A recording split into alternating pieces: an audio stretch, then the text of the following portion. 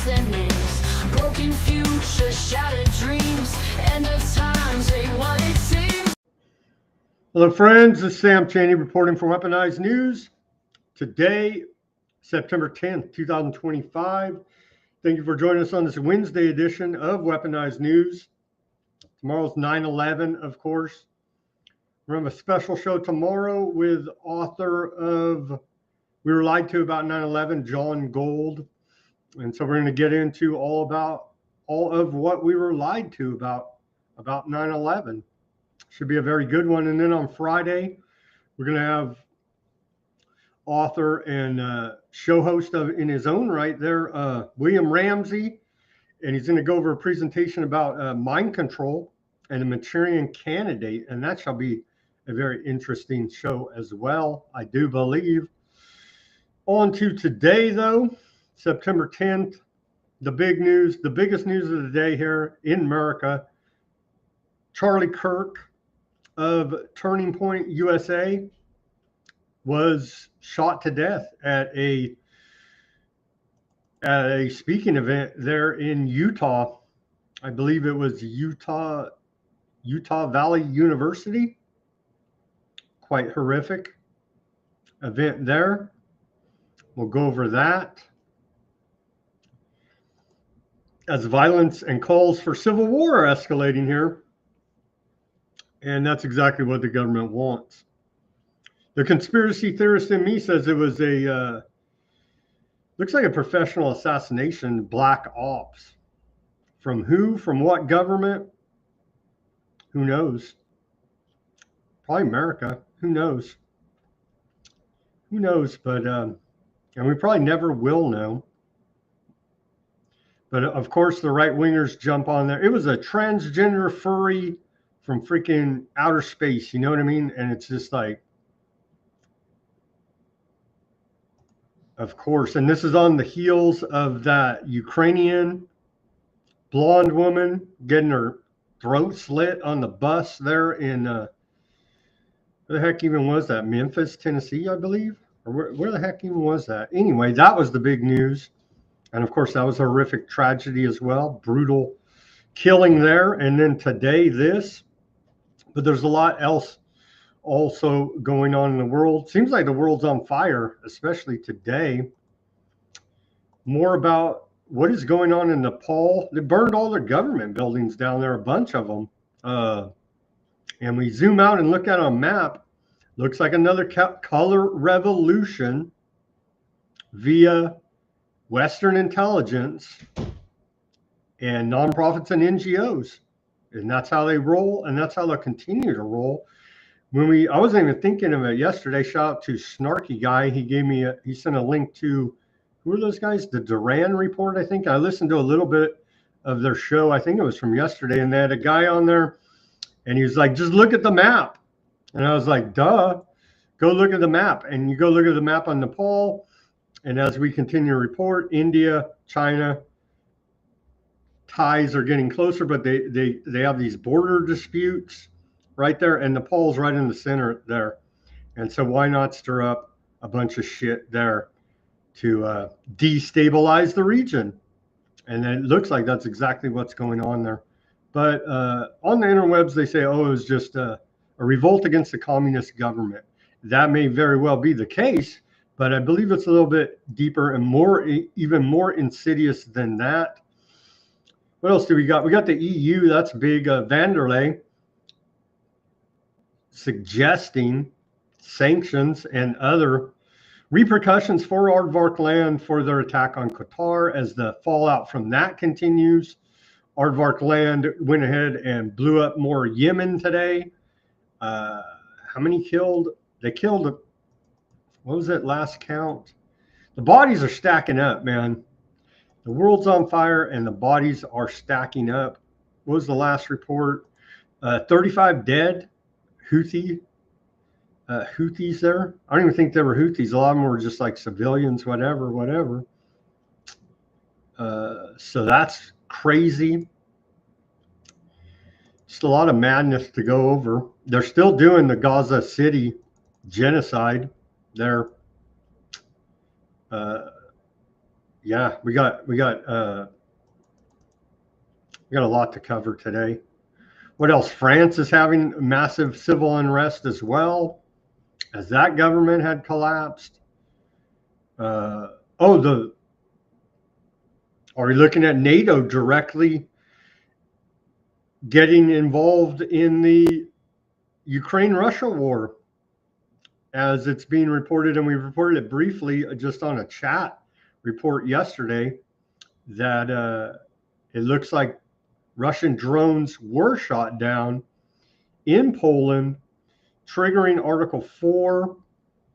And what's NATO's response going to be? We'll go over all of that. Is NATO going to go directly to war with Russia here now over the latest drone incursion into Polish airspace, allegedly? We've got Elon Musk saying that the government is basically unfixable, i.e., technocracy will save us. You see how all this is set up real nice for us? And the majority will cheer it on, I'm sure, because who's going to argue that the government is fixable? I don't know. Are you going to vote your way out of this one? Nepal said no, but all this stuff's double-sided, backhanded. It's horrific because the war planners, the social engineers, they've gamed out every possible scenario and they got it. They're playing us. They're playing the general population against each other. Divide and conquer, balkanization, classic tactics. And if it ain't broke, don't fix it. They become a little bit more sophisticated here now as technology increases, but it's the same basic tactics, and the general population seems to fall for it every single friggin' time. Oh, man. All right, let's get to this day in history. Oh, we have, excuse me, Ruckus. We have Ruckus on the line from Alternate Current Radio. Let me blast through this day in history and bring them on and get to all this news for you. On this day of September 10th, going back to the year 1608, John Smith is elected president of the Jamestown Colony Council in Virginia. In 1776, on this day, George Washington asked for a spy, and Daniel Hale volunteers. We fast forward a little bit here to the year 1910. In 1910, on this day, Great Idaho Fire destroys 3 million acres of timberland in Idaho. Quite a large fire there. In 1919, on this day, New York City welcomes General John J. Pershing and 25,000 World War I soldiers for a World War I victory parade, I guess you could call it, if you could call it a victory. On this day in 1939, Canada declares war on Germany for World War II there. This is an odd one. In 1945, on this day, Miracle Mike the Headless Chicken, is decapitated in Fruita, Colorado, but survives for another 18 months before choking to death. Here's a picture of the alleged headless chicken. I don't know how it could survive for another 18 months, but that's the story. And there's a Miracle Mike with no head. Also in 1945, on this day, Vidkun Quisling, head of the Nazi-controlled Norwegian government during World War II, is sentenced to death for collaborating with the Nazis. Did Vladimir Zelensky of Ukraine hear that? I don't know. I'm just saying. Changed rock and roll history. I remember when it came out, actually. On this day in 1991, Nirvana releases their single, Smells Like Teen Spirit, and that brought in grunge rock, alternative rock, and basically wiped away the 80s hair bands, if you can remember back to that era.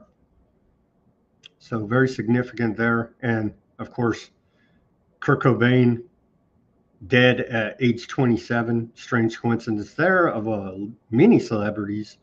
Seems that may have been chosen for a sacrifice, some type of occult sacrifice at the age of 27. Moving on this date in 1993, The X-Files debuted on Fox. I am a fan of The X-Files.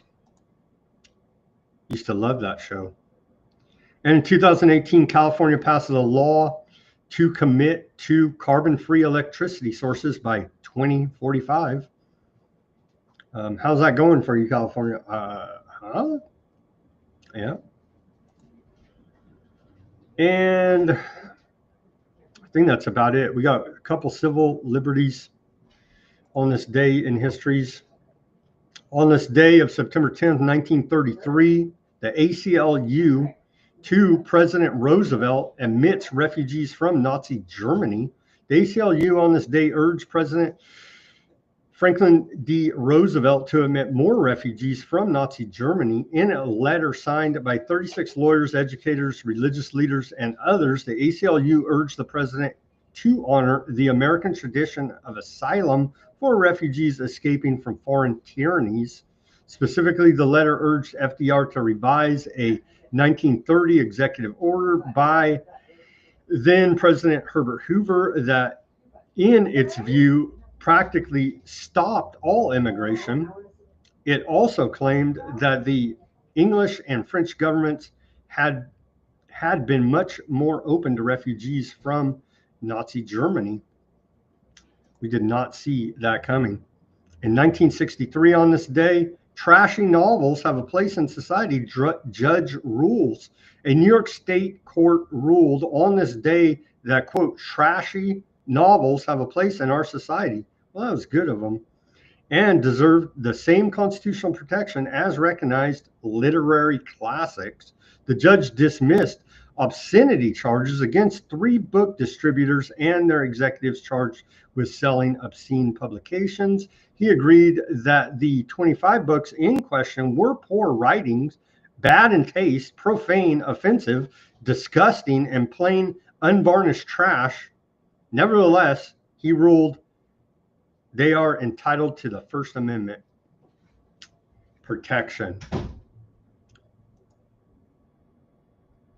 And with that, I had a couple different segue videos. I think we'll play this one in honor of the One World Government agenda marching forward here. Here is EU Commission President Ursula von der Leyen saying what we've been saying, new world order here. The battle lines for a new world order are being drawn right now. Let's hear from her, and then we'll bring on Ruckus and get to the rest of the news for you. This summer showed us that there is simply no room or no time for nostalgia.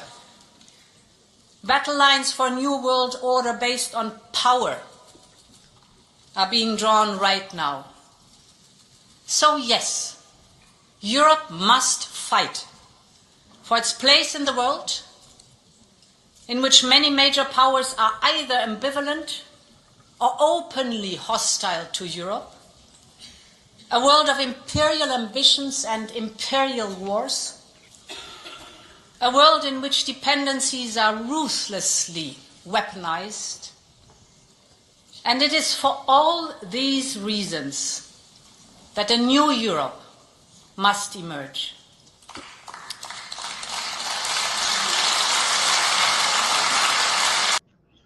Wow, she got New World Order and Weaponized and New Europe in under a minute there. Pretty impressive. Ruckus, how are you doing on this Wednesday? Not well. Our country is in some serious pain today, and we're going to talk about it. But yeah, it's weighing a little bit heavy on my heart and on my mind today. Sad to say. Well, let's play this clip. If you like the headline news, we have some other tragic events as well. I would say this is probably the most tragic. Is that Elon Musk says the government is basically unfixable, i.e., they already have the solution. Let's play that clip from Elon Musk.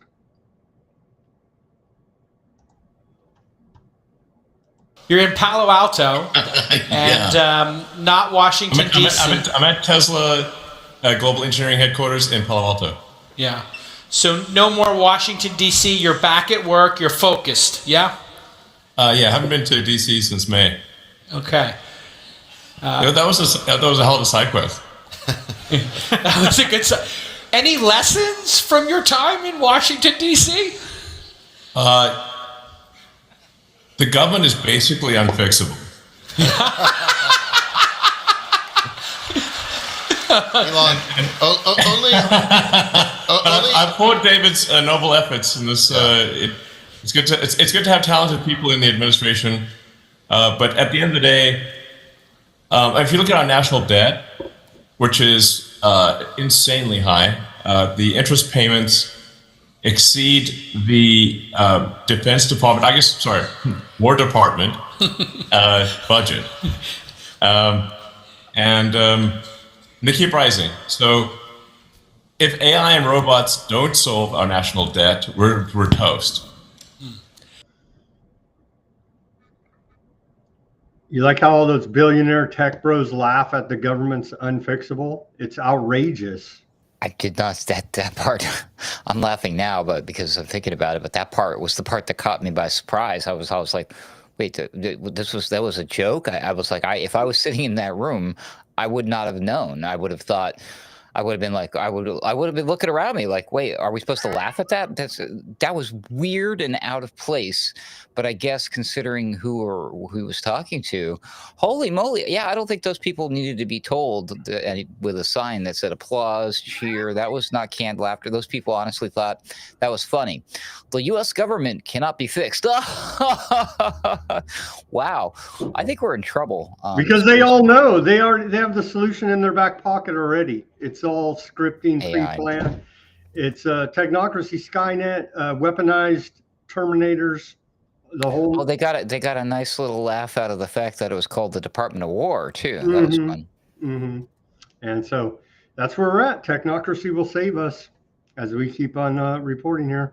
Okay, on to there's some smaller tragedies of just as bad, but not of a famous public figure like Charlie Kirk. Let's go to this crazy one. Suspect in police custody after witnesses say man beheaded in machete attack at Dallas hotel. That's in your neck of the woods. Let's watch this report. Who's this from? CBS 11. Beheading that took place right outside a hotel. The suspect has been arrested in this matter. It all happened this morning at an East Dallas motel. Braceda Olguin has been at the scene sorting through all of this all day, and I know you're able to speak with at least one witness who saw this all happen. I cannot imagine what they witnessed, but tell us what they were willing to share with you. Hey, Doug, that witness does want to remain anonymous due to safety concerns, but they were able to tell us that the victim and the suspect both worked here at the motel. Now, police are being very tight-lipped about this entire situation. They did a press conference, but it didn't answer any questions. I have followed up several times, but at this moment, they are not sharing any other details regarding this investigation. This morning around 9:30, Dallas police responded to a stabbing at the Downtown Suites Motel located off Samuel Boulevard. The preliminary investigation determined that the suspect cut the victim with an edged weapon several times. Investigators had the entire property closed off. A man who has been staying at the motel for the past 5 months says he was waiting on his ride to work when the incident took place. He went behind him with a machete and hit him in the back of the neck 2 times. He says the victim tried to get away and describes it as a random attack. They didn't have no argument or nothing. This man just literally killed this man and then chopped his head off. People who live nearby shocked by the news. I find it.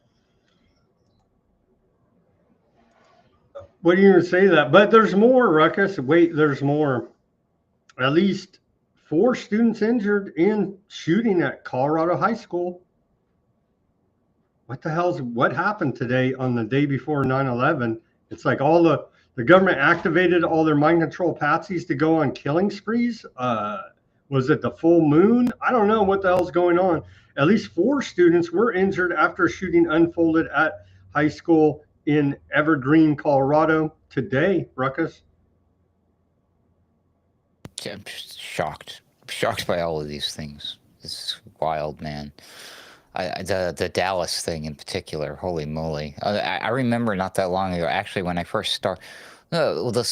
The first time I came out of retirement when I was doing Ruckus stuff. So the very first attempt at my daily Ruckus show, way back in 2014, I think, I did multiple reports about some of these beheading attacks that were happening inside workplaces involving people who worked with each other, and everyone was screaming at the top of their lungs, "Oh, it's Muslim hate crimes against Christians," and then the FBI would come out and the police would say, "Well, it's a case of workplace violence," and everybody would get all hurt and triggered by the politics of it, because that's how this works. It's not about the actual incident; it's about how it can be spun by the media and by the politicians to further their agendas. And that is how I approach all of these things, including the big events that are being discussed by everybody, that we're going to continue discussing today.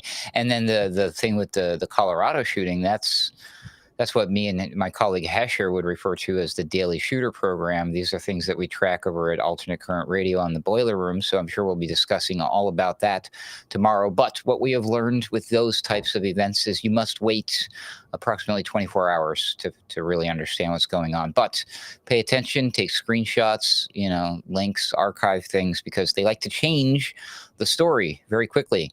And maybe we'll talk about some of that with this guy, because they changed that story pretty quickly too.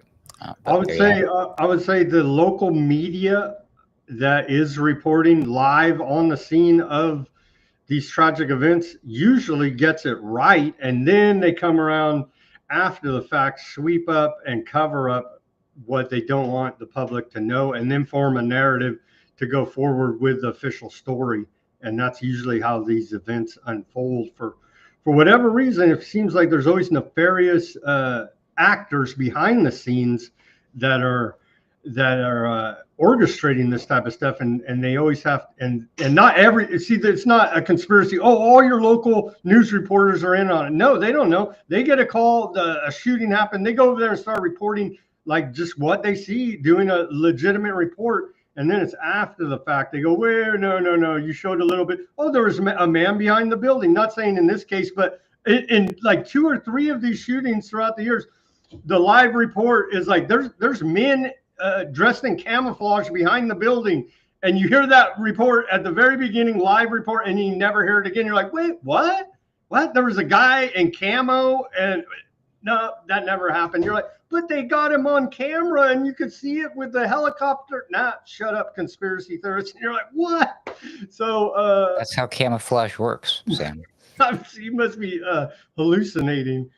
So all of these tragic events occurring here in America. Back to Utah now. Let's go to the old governor of Utah. By the way, congratulations to Utah for removing fluoride from your water.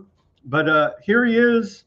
Here's the governor of Utah saying, Governor Spencer Cox saying that it was indeed a political assassination. And here we go with the politicization of these tragic events for whichever side's trying to spin it for their political agenda. I want to be very clear that this is a political assassination.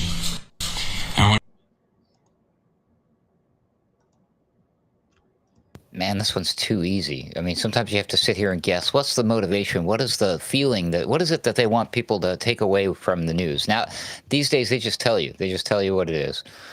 In fact, they've been doing that since 9/11, because as the towers were going down, they were happy to tell everybody how and what was causing the towers to come down. And then, of course, since then, there's been a lot of debate about that, hasn't there? It was Hamas. Clearly. Or no. Yeah. Okay, here's more from Utah Governor Spencer Cox. He says they have a person of interest in custody being interviewed right now. Who is that person? We don't know. They arrested some old dude there at the university, and apparently he was not the guy. have a suspected shooter in custody? We have a person of interest in custody that is being interviewed right now. That is not George Zinn. That is not George Zinn. Okay. That is correct. See, it's a different dude. Is it a transgender furry from outer space? Like, that's what the right wingers want it to be. How can the investigators sit there and say it is a political assassination when they have not caught the suspect yet? Well, that wasn't an investigator. That was the governor of Utah. Oh, okay. Well, that would explain it. Yeah, don't quit your day job. Or actually, maybe he should quit his day job. I forget how this works. Okay, on to the event. I guess we'll show the video. I hope we don't get banned. Viewer discretion is advised here. He gets shot right in the neck. Let's show the video. Again, viewer discretion is advised. Not counting gang violence. Great.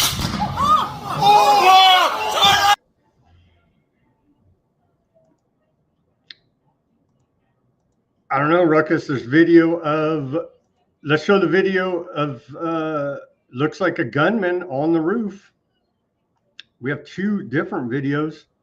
One, here's one that just like, it's hard to tell, but then they're both kind of hard to tell because they're from far away. Let's play them. It looks like there's somebody on the roof moving around here. Getting right up. Yeah. You think he'd already be in place? You would think that. So there's somebody on the roof right there? Just saying. He just ran from over, where's my finger? Well, from over there, ran in, and now he's right there. Just saying, just. And we have another video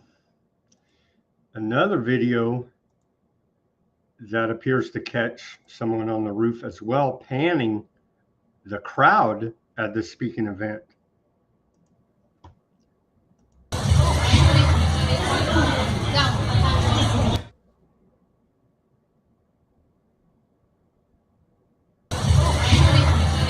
See that? See that? Looks like the guy took the shot and then took off. That's what it looks like. I did have a graphic, if I can find it here, with all this stuff open. Let me see here. Thought I had a graphic. Let me get the right deal here. Yeah, here's a graphic of the line of sight. We could take a look at this. And it looks like, indeed, that was the shooter. You can see right here. Looks like the guy was like right here, right? A straight shot, 200 yards to Charlie Kirk at Utah Valley University.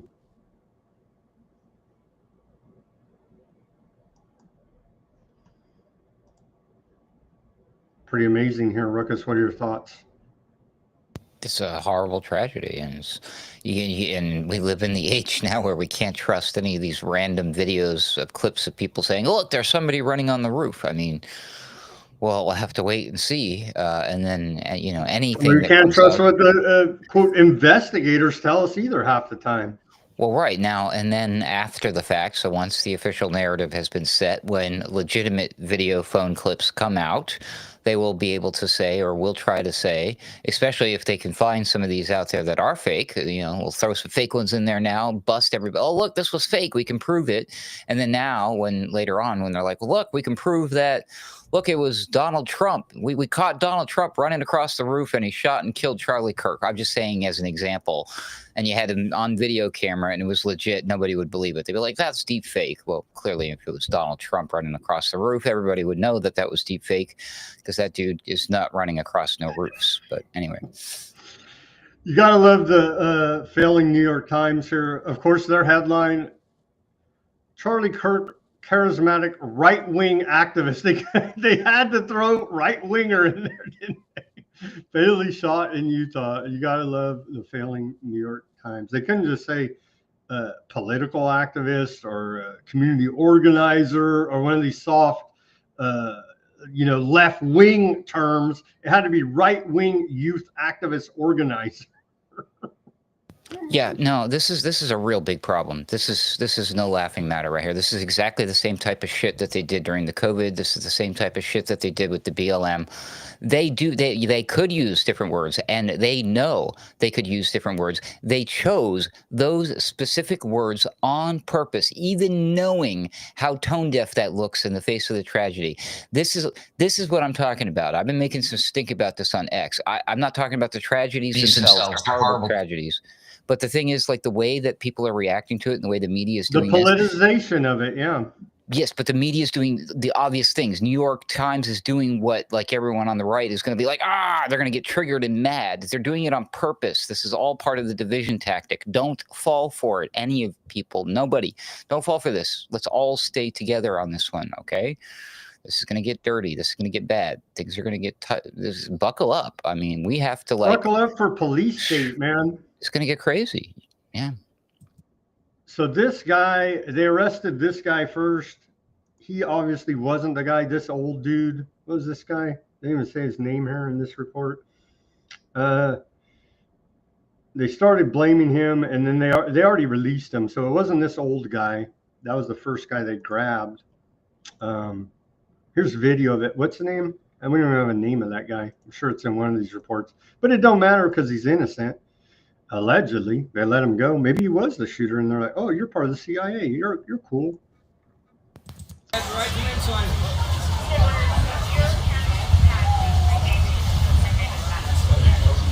So there he is, being detained, the first initial suspect who's already been cleared, allegedly. Why did they detain this guy? It didn't seem like he was armed or anything. Very strange. This report from Daily Mail says, report suggests the man was heard remarking on the shooting as he was arrested, and separate footage of the moment showed the elderly man repeatedly urging the crowd to shoot him. So I guess he was acting crazy, and they're like, well, this guy's acting crazy, so I don't know, his pants were pulled down. Very odd scene with that guy.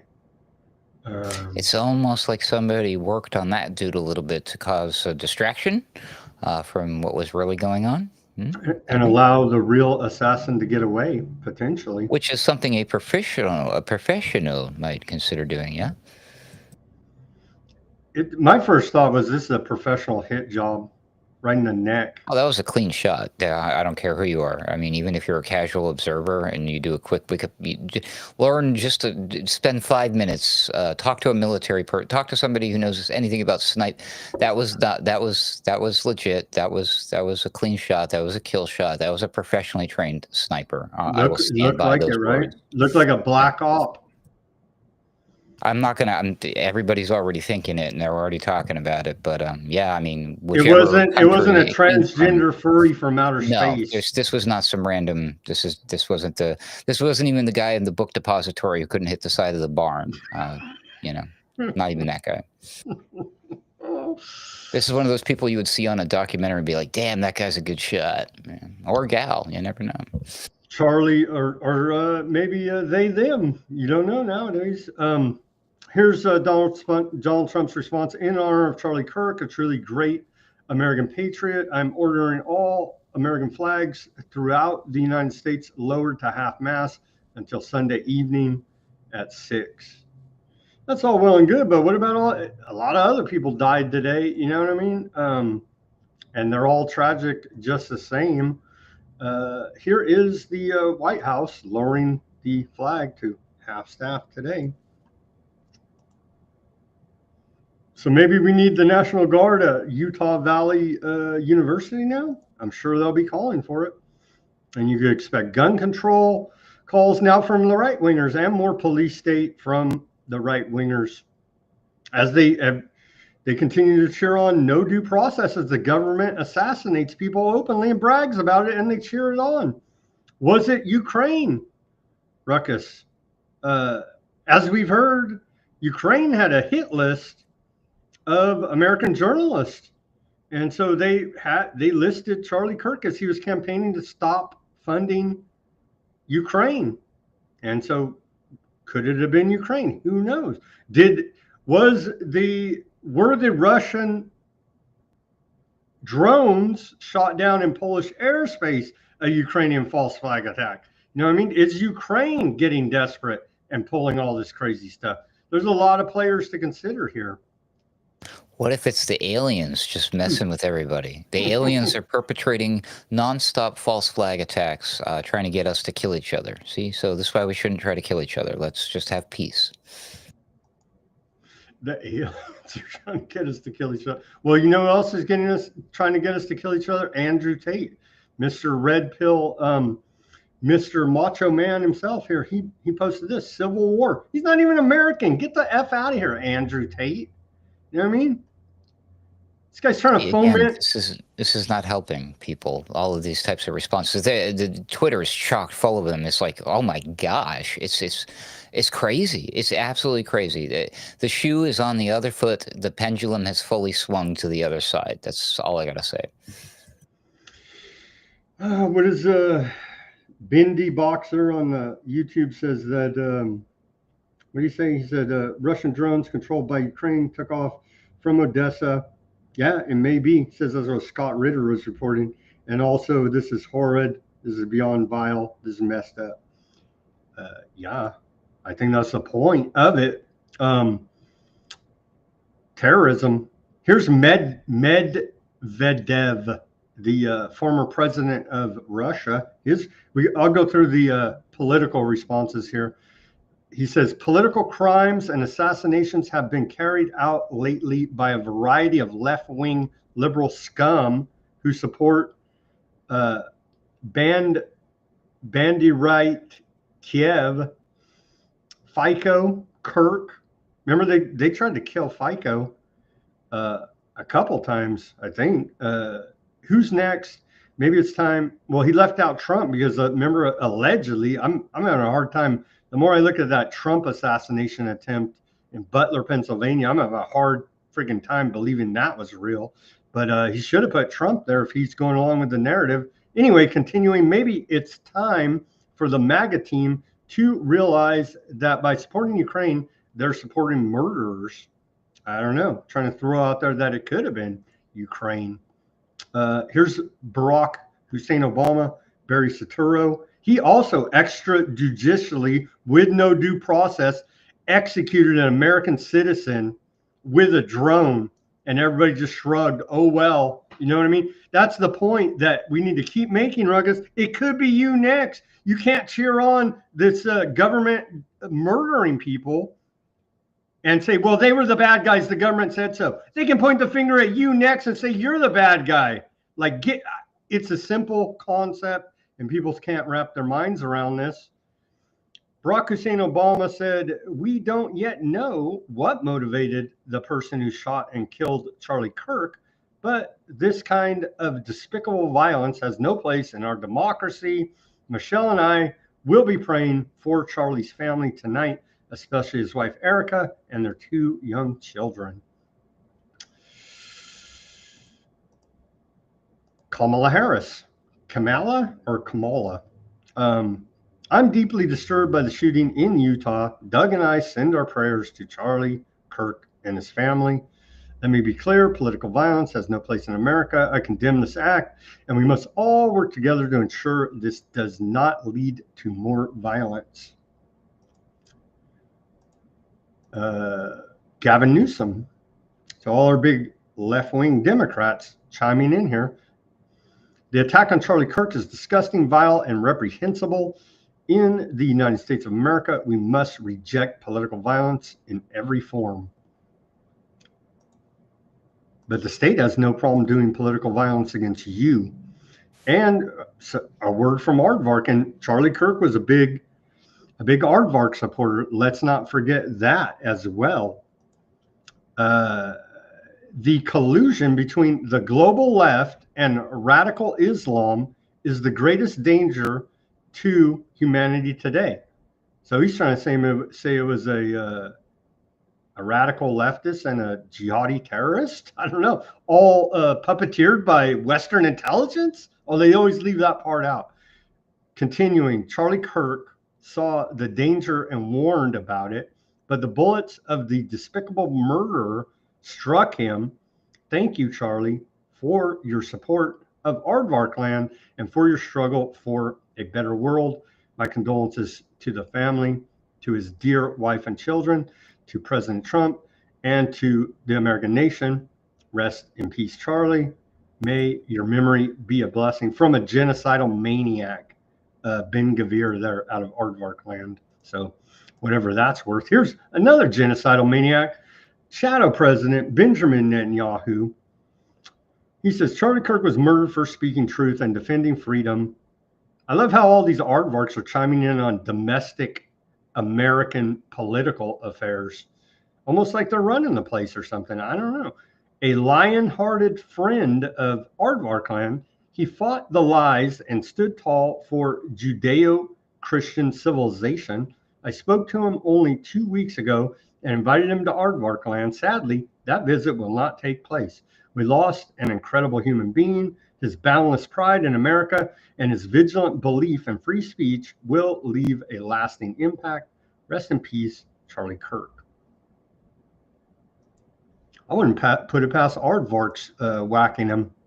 Honestly, here's Alexander Dugin, some say Putin's brain, philosopher out of Russia. He said, replying to this, Graham Linehan says, they couldn't beat him in a debate, so they shot him. Something I know myself, the same hand. And of course, they tried to assassinate Alexander Dugin a couple times. One of them, a car bomb blew up his daughter. They thought it was his car there in Russia. That's Ukraine. And he did not see that coming, Ruckus. And so I guess he does know a thing or two about political assassination attempts, even though this was, that was unsuccessful on Dugin. It was successful on Charlie Kirk. And Big Brother chimed in here. Stalmer out of the UK. My thoughts this evening are with the loved ones of Charlie Kirk. It is heartbreaking that a young family has been robbed of a father and a husband.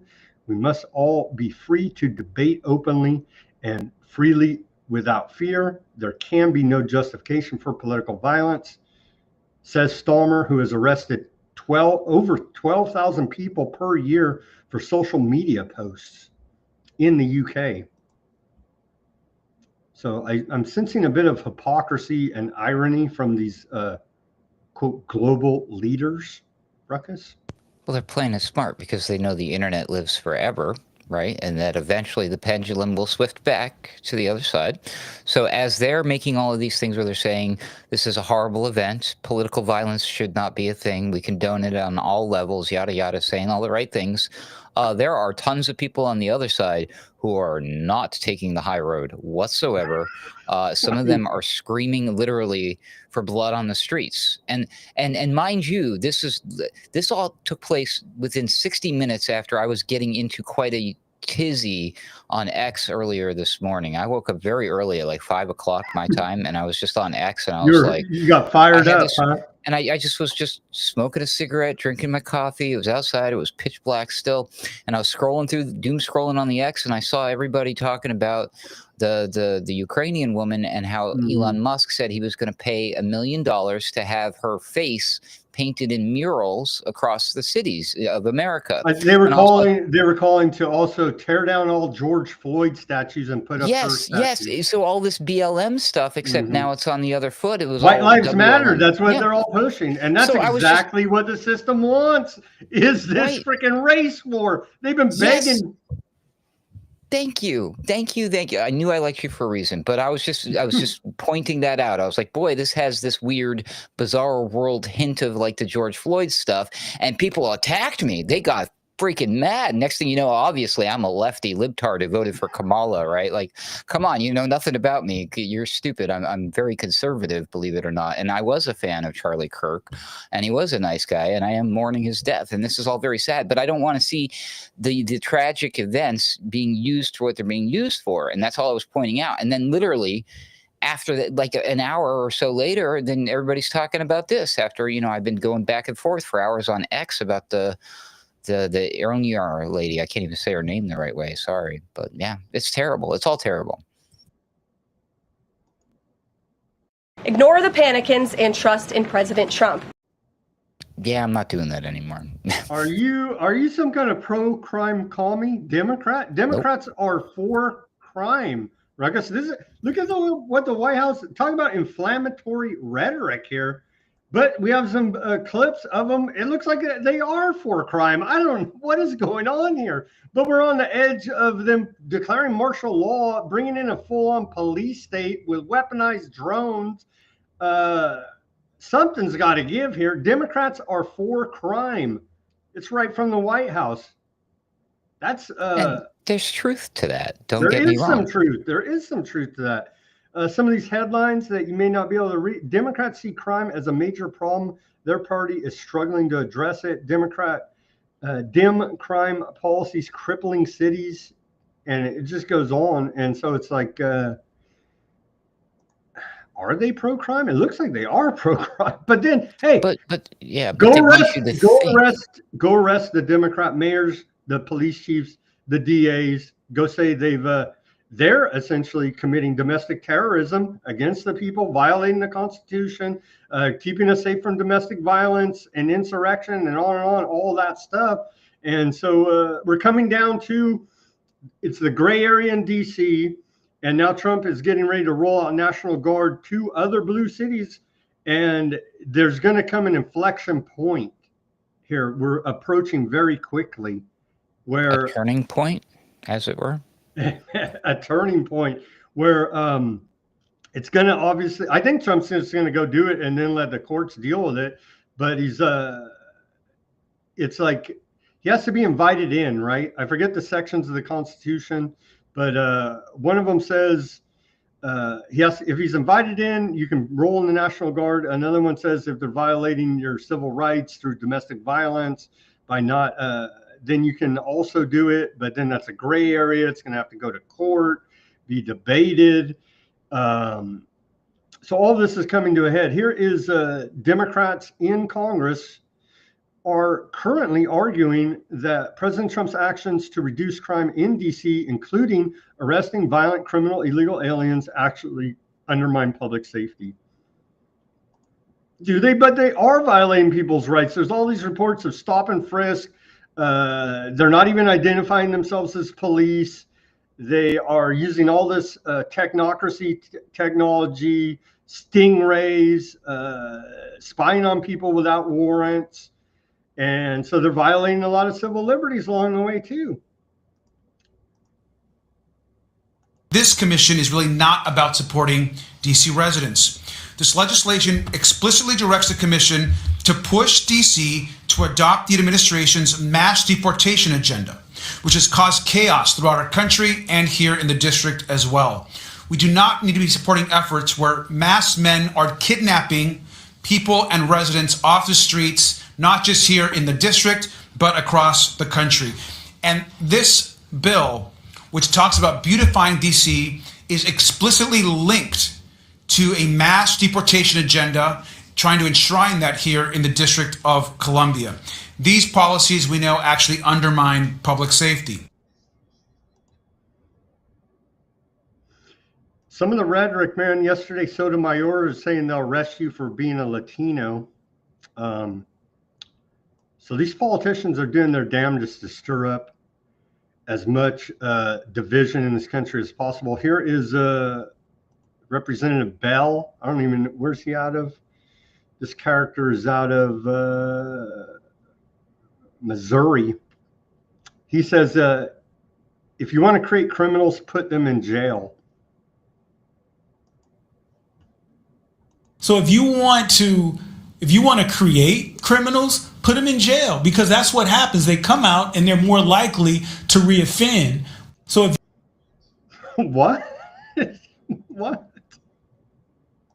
Maybe we shouldn't be putting people in prison who weren't criminals in the first place. Is that happening? Did I miss something? They have some twisted logic going on, man. Sam, let me ask you something. If you were wrongfully accused of a crime, thrown in jail after serving your time, do you think the first thing you're going to do is run out and just commit a crime for the first time ever now, since you didn't the first time? But now you will because you were in jail, right? Yeah. Makes perfect sense. According to Representative Bell's logic there. In fact, I don't care who you are. After spending all that time locked up, when you get free, the first it makes thing you want to go right back in. What can I do to make sure that I go back to that hell again? Yeah, get out of here. Because of public safety. And you're like, well, the only place I can truly be safe is solitary confinement in prison. And you're probably not even safe there. Free square meals, right? Yeah. As they slide it through the slot. Hey, man, it works for me. Oh, man. I hear there's a toilet in your room. That's fantastic, bro. The convenience. You don't even have to walk very far. Oh, man. And you get like, what, an hour a day of, sunlight. So, I mean, yeah. And if you're lucky, conjugal visits with your cellmate. Oh, wow. That escalated quickly. Okay, moving on to Pritzker. This is one of these showdowns. It's going to be somewhere. Trump signaling Chicago, but I think it could be a head fake because he did send in ICE, but that was more for immigration enforcement. He wants to send in the National Guard for the drug gangs, specifically many Black American drug gangs in Chicago, along with these other, Latino gangs.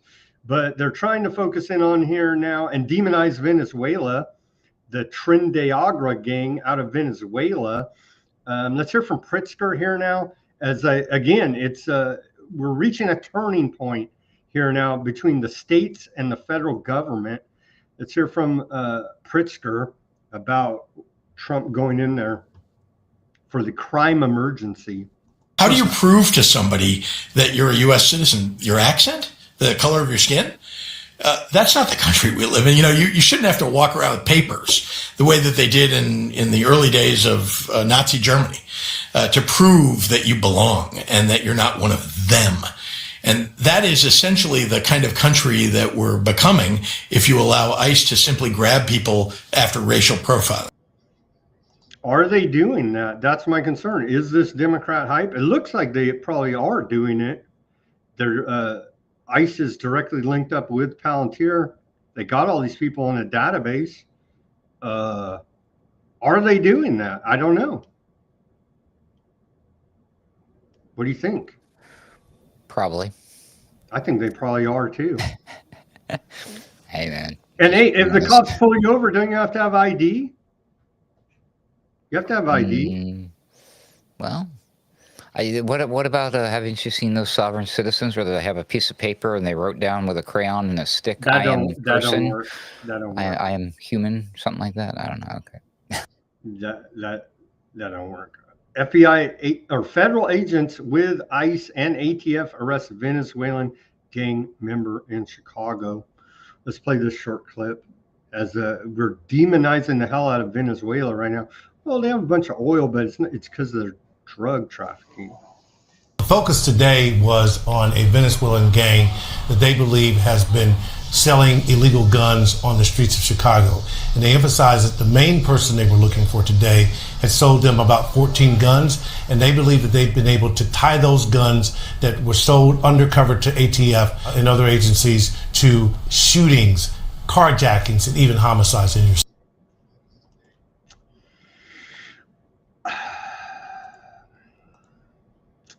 DC, Judge Janine bragging here now. DC is up to 2,310 arrests and 225 guns seized as we're at the 30-day mark of the National Guard on the streets of Washington, D.C. Let's hear from Judge Janine, the now D.C. District Attorney. Hi, everyone. It is Thursday, September 10th in the nation's capital, and I'm here to give you some stats from last night. 133 arrests last night in the district. 3 guns were taken off the street, bringing us to a total since the surge began of 2,310 arrests, along with 225 guns taken off the street. So, as we continue with this surge, DC is becoming safer. People are more comfortable going out, going to restaurants. President Trump last night actually went out to dinner in DC. And I think I and everyone else wants to find out what that restaurant is and go myself. But it's all good news today, and hopefully the good news will continue. So we keep up the fight here in DC, and hopefully this is something that you realize is helping the country and cleaning up the nation's capital as well. And maybe you'll come to visit soon. Maybe you can have a National Guard in your neighborhood soon. She's like a DA or something? She's the DC district attorney there, yeah. And she's also like a bit of a journalist, reporter, talking head for Fox, yeah? She used to be. I think she's now full-time United States attorney for the District of Columbia is what she is now. Well, between the two, you'd think she would have a better handle on gathering information, like what restaurants the president was eating at. The important stuff. The cult of personality here, that is Trump. Here's a post from the White House. They say, aura. Really? But MAGA loves it. They eat this stuff up. And so there is your cult of personality. And the White House knows damn well what they're doing. Time picture of the year right there. Well, Trump's called for the death penalty, and I don't necessarily disagree with him. The animal who so violently killed the young lady from the Ukraine, now we forgot about that because of Charlie Kirk, but who came to America searching for peace and safety should be given a quick, there is no doubt, trial and only awarded the death penalty. Trump calling for the death penalty. But again, in this day and age, could the whole thing have been a hoax? It could have been. We have to consider that. I'm not saying it was. I don't know. I haven't done any deep forensic analysis of it. But in this day and age of deep fake AI computer-generated videos, we have to take that into consideration, that the whole thing could be a fabrication for political purposes. Right before we go pulling the trigger on the death penalty is my only concern. And so if he gets a due process trial and he's convicted by a jury of his peers, I say death penalty to him. What do you say, Ruckus? Yeah, that's fine. Also, we do live in a time where, like, the better psyop would be to fiddle a little bit with the real video, make it appear to have a couple problems with it, so where people suspected that it wasn't real. And I'm halfway serious here. That would muddy the waters. Just like Epstein, just like the Epstein video. Like the reporters you were talking about earlier, the local reporter showing up on the scene. If they go talk to a witness, as far as the reporter is concerned, that's a witness talking to them who says that they saw what happened. What if that witness is lying or they were planted there? What if they're a crisis actor? Or, yeah, well, I wasn't going to use those words because I don't want to get sued. I can't afford $1 trillion billion. They'll sue you for saying crisis actor? I'm just saying that just kidding. There are crisis actor firms. You can just search it and see they openly advertise. You can apply to get a job as one, and and then explain that to your friends when they want to tell you you're a conspiracy theorist for mentioning such a thing. Well, I'm not saying any of this was that, but it is out there, and it is a possibility that we need to consider here now before giving people the death penalty. Oh, and the death penalty thing. So the MAGA train jumped hard on that, pulled up an old Donald Trump tweet from 2013 where he was screaming up a storm. I don't remember what was going on back then. And this was before he was heavily involved in politics, of course. 2013. And he says that executions need to be done publicly, out in the open, and make a big spectacle about it. And so people were like retweeting and reposting this and sharing pictures of guillotines and torches and pitchforks and all that fun stuff, and implying that's what we need to do, Democrats. So yeah, that was fun. It's been a good day. I want Trump to have a political duel with Pritzker, a pistol duel, and that will solve Chicago crime problems. It won't, but and then go ahead and take the money they use from that pay-per-view event and donate it to the victims of the crime in Chicago. And that will be doing a great public service. Of course, these cowards would never do that. Remember back in the day, like George Washington literally was on the battlefield with his army. You could respect that. But these guys, they sit up in their bunkers and give orders for drones to go whack people and act like they're big heroes. Major difference there when you have real skin in the game on the battlefield as compared to how these characters act. The recently minted, last Friday, Department of War head secretary, Hegseth, he says, we're going to put America first as it looks like we're posturing for an attack on Venezuela here now. Let's hear from the Secretary of War, Pete Hegseth. We're going to put America first. In this case, the Americas first, our hemisphere, secure our homeland. But we're not going to sit back and watch the American people be threatened. We're not going to sit back and watch the American people be poisoned, watch people be trafficked, watch violent gangs exist inside our country. That's why you're seeing mass deportations. That's why you're seeing criminality being locked down. That's why our borders locked down. This is an extension of that. This is an understanding of exactly how America should project power. We've projected power for a long time in far-flung places that had a nebulous connection to our own security in the homeland. We're securing the homeland. He said a lot in that 37 seconds. The Americas, he said. So basically, South America too. The Americas, it's our responsibility. The poison, I don't know. Big Pharma, I don't know. They're sitting right there, probably laughing at your board meetings there, Mr. Secretary of War. What else out of that? He said quite a bit there. It feels like America's preparing for war. Well, essentially saying we already are in one. I don't think it will be conventional boots on the ground with all this drone technology and other technologies. What do you make of this? Here's a funny question. If your job title is Secretary of War, what's your job?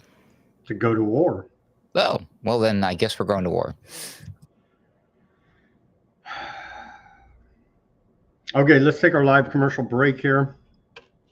Everybody go to weaponizednews.com, get yourself some stickers there. Holograph sticker, the white background sticker, and the clear sticker. Put it on your laptop, your bumper, your guitar, your George Floyd statue. Just kidding. Just kidding. Support independent reporting and analysis by Weaponized News. Giving it to you like nobody else on the interwebs. Go ahead and plug there, Ruckus. Sure. Head on over to alternatecurrentradio.com and you will find the Boiler Room, which I'm usually on. And you'll also find my most recent episodes, appearances on Weaponized News. That's under Roundabout Ruckus. You'll also find some other interesting things in here. So just come check it out. alternatecurrentradio.com, and you will find links to find me on my socials on my page for the Daily Ruckus there. Cool. Pretty easy. And you can contact them and me right here on our X account. Go to weaponizednews.com. The description below this video has all every which way you could imagine to donate money. Go to our store, buy some products, help us out any which way you can. We truly do appreciate it. Okay, moving on here to the big news the other day before the Charlie Kirk tragedy nationally was inflation. There's zero inflation allegedly. It fell, I forget the exact, it's like less than 1%, but let's hear the report from this morning. PPI, wholesale inflation for August, expected to be up 0.3. No. Down 0.1%. Down 0.1. Down 0.1% for wholesale inflation there, Ruckus. We're winning. I'm breaking out the good bottle tonight to celebrate. Yeah. Hashtag winning. I have a bottle of water I've been saving for the right occasion. Of course, all with rigged economic data, but who cares? It was down 0.1%, so it's reason to celebrate enough. A little bit more on the economy.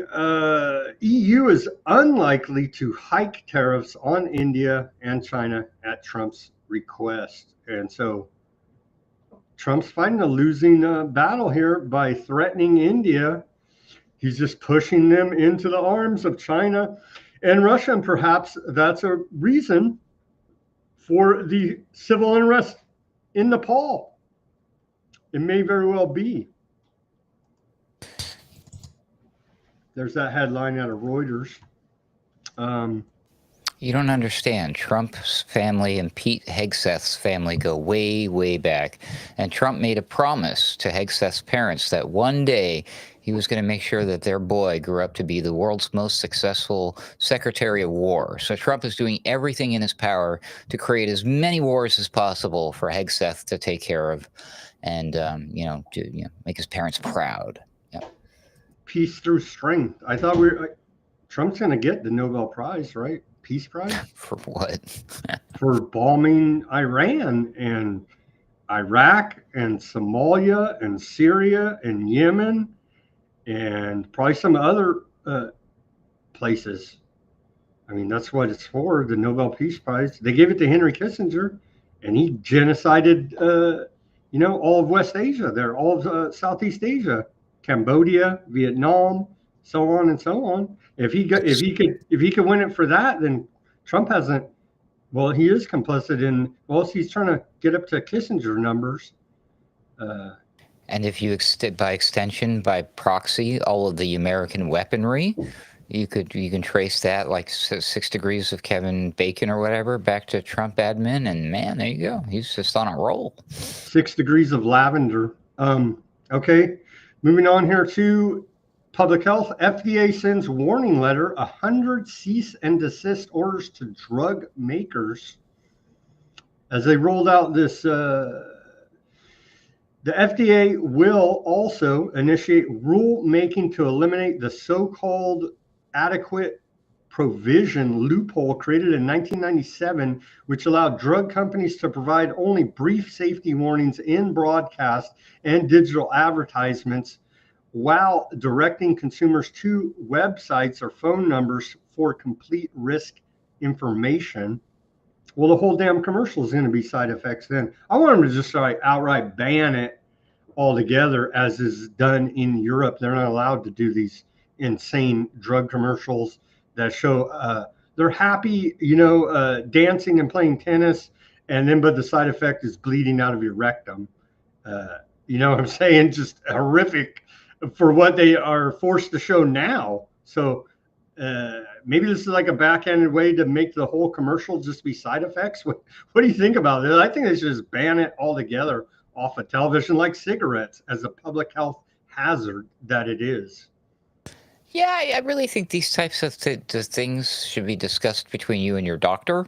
Yeah. Well, that's what they say on all the commercials. Ask your doctor about Rappaport or whatever the hell crazy name, and they always have crazy names. Of course, the problem there is when you go to the doctor and you ask, doctor, do you think Zoloft is right for me? And you look around the room and you realize the entire room has been decorated by Zoloft merchandise, like pens, coffee mugs, posters, the pillow that's on the sitting room chair. And he just slept with a Zoloft stripper the night before.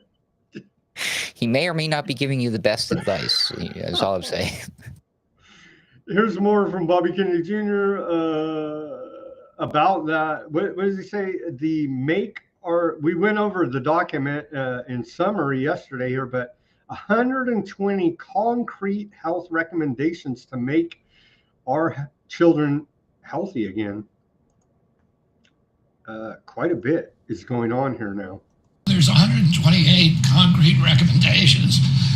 And for many of them, we're already doing them. We're getting rid of dyes. And of all the petroleum-based, all 9 petroleum-based dyes, we're changing the grass loophole so that people can't just, put anything they want in our food anymore without showing that it's safe.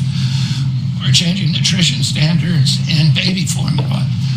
We are requiring medical schools to do nutrition education. There's 128 recommendations. A lot of them we're going to accomplish before the end of this year.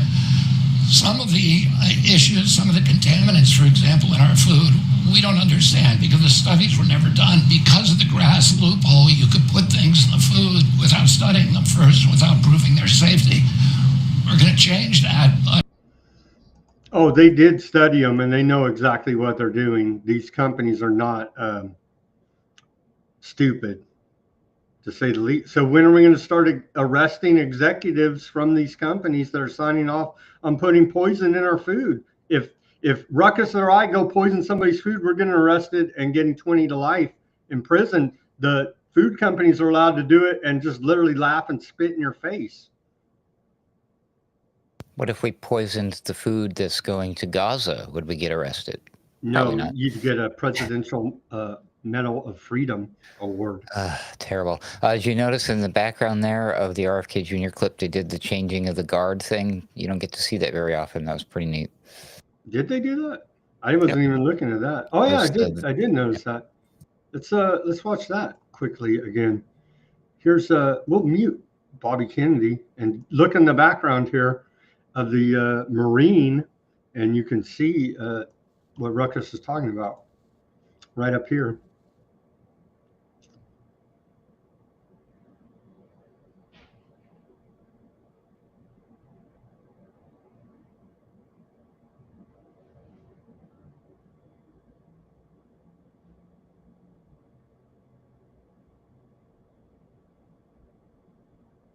Wow, they did do it. They're pretty, that was pretty slick. It's right down to how you close the door, too, slowly like that. It's crazy. You're one of those noticers that are on the list. It gets me in trouble every time. Here's Markary. Is that how you pronounce the name? Makary. Macary? Macary. Marty Macary, I believe is how you pronounce it. McCrary? McCrary? Head of the FDA. Just have a name like Smith, damn it. Today, the FDA is taking action to rein in misleading direct-to-consumer drug ads. For far too long, these ads have distorted the doctor-patient relationship and have created artificial demand for medications, regardless of their clinical appropriateness. In recent years, the FDA has increasingly been lax in its enforcement approach. It used to be that the FDA would send more than 100 warning letters each year, and misleading ads were rare. But over time, enforcement waned. In 2023, the FDA sent just one warning letter, and last year it was 0.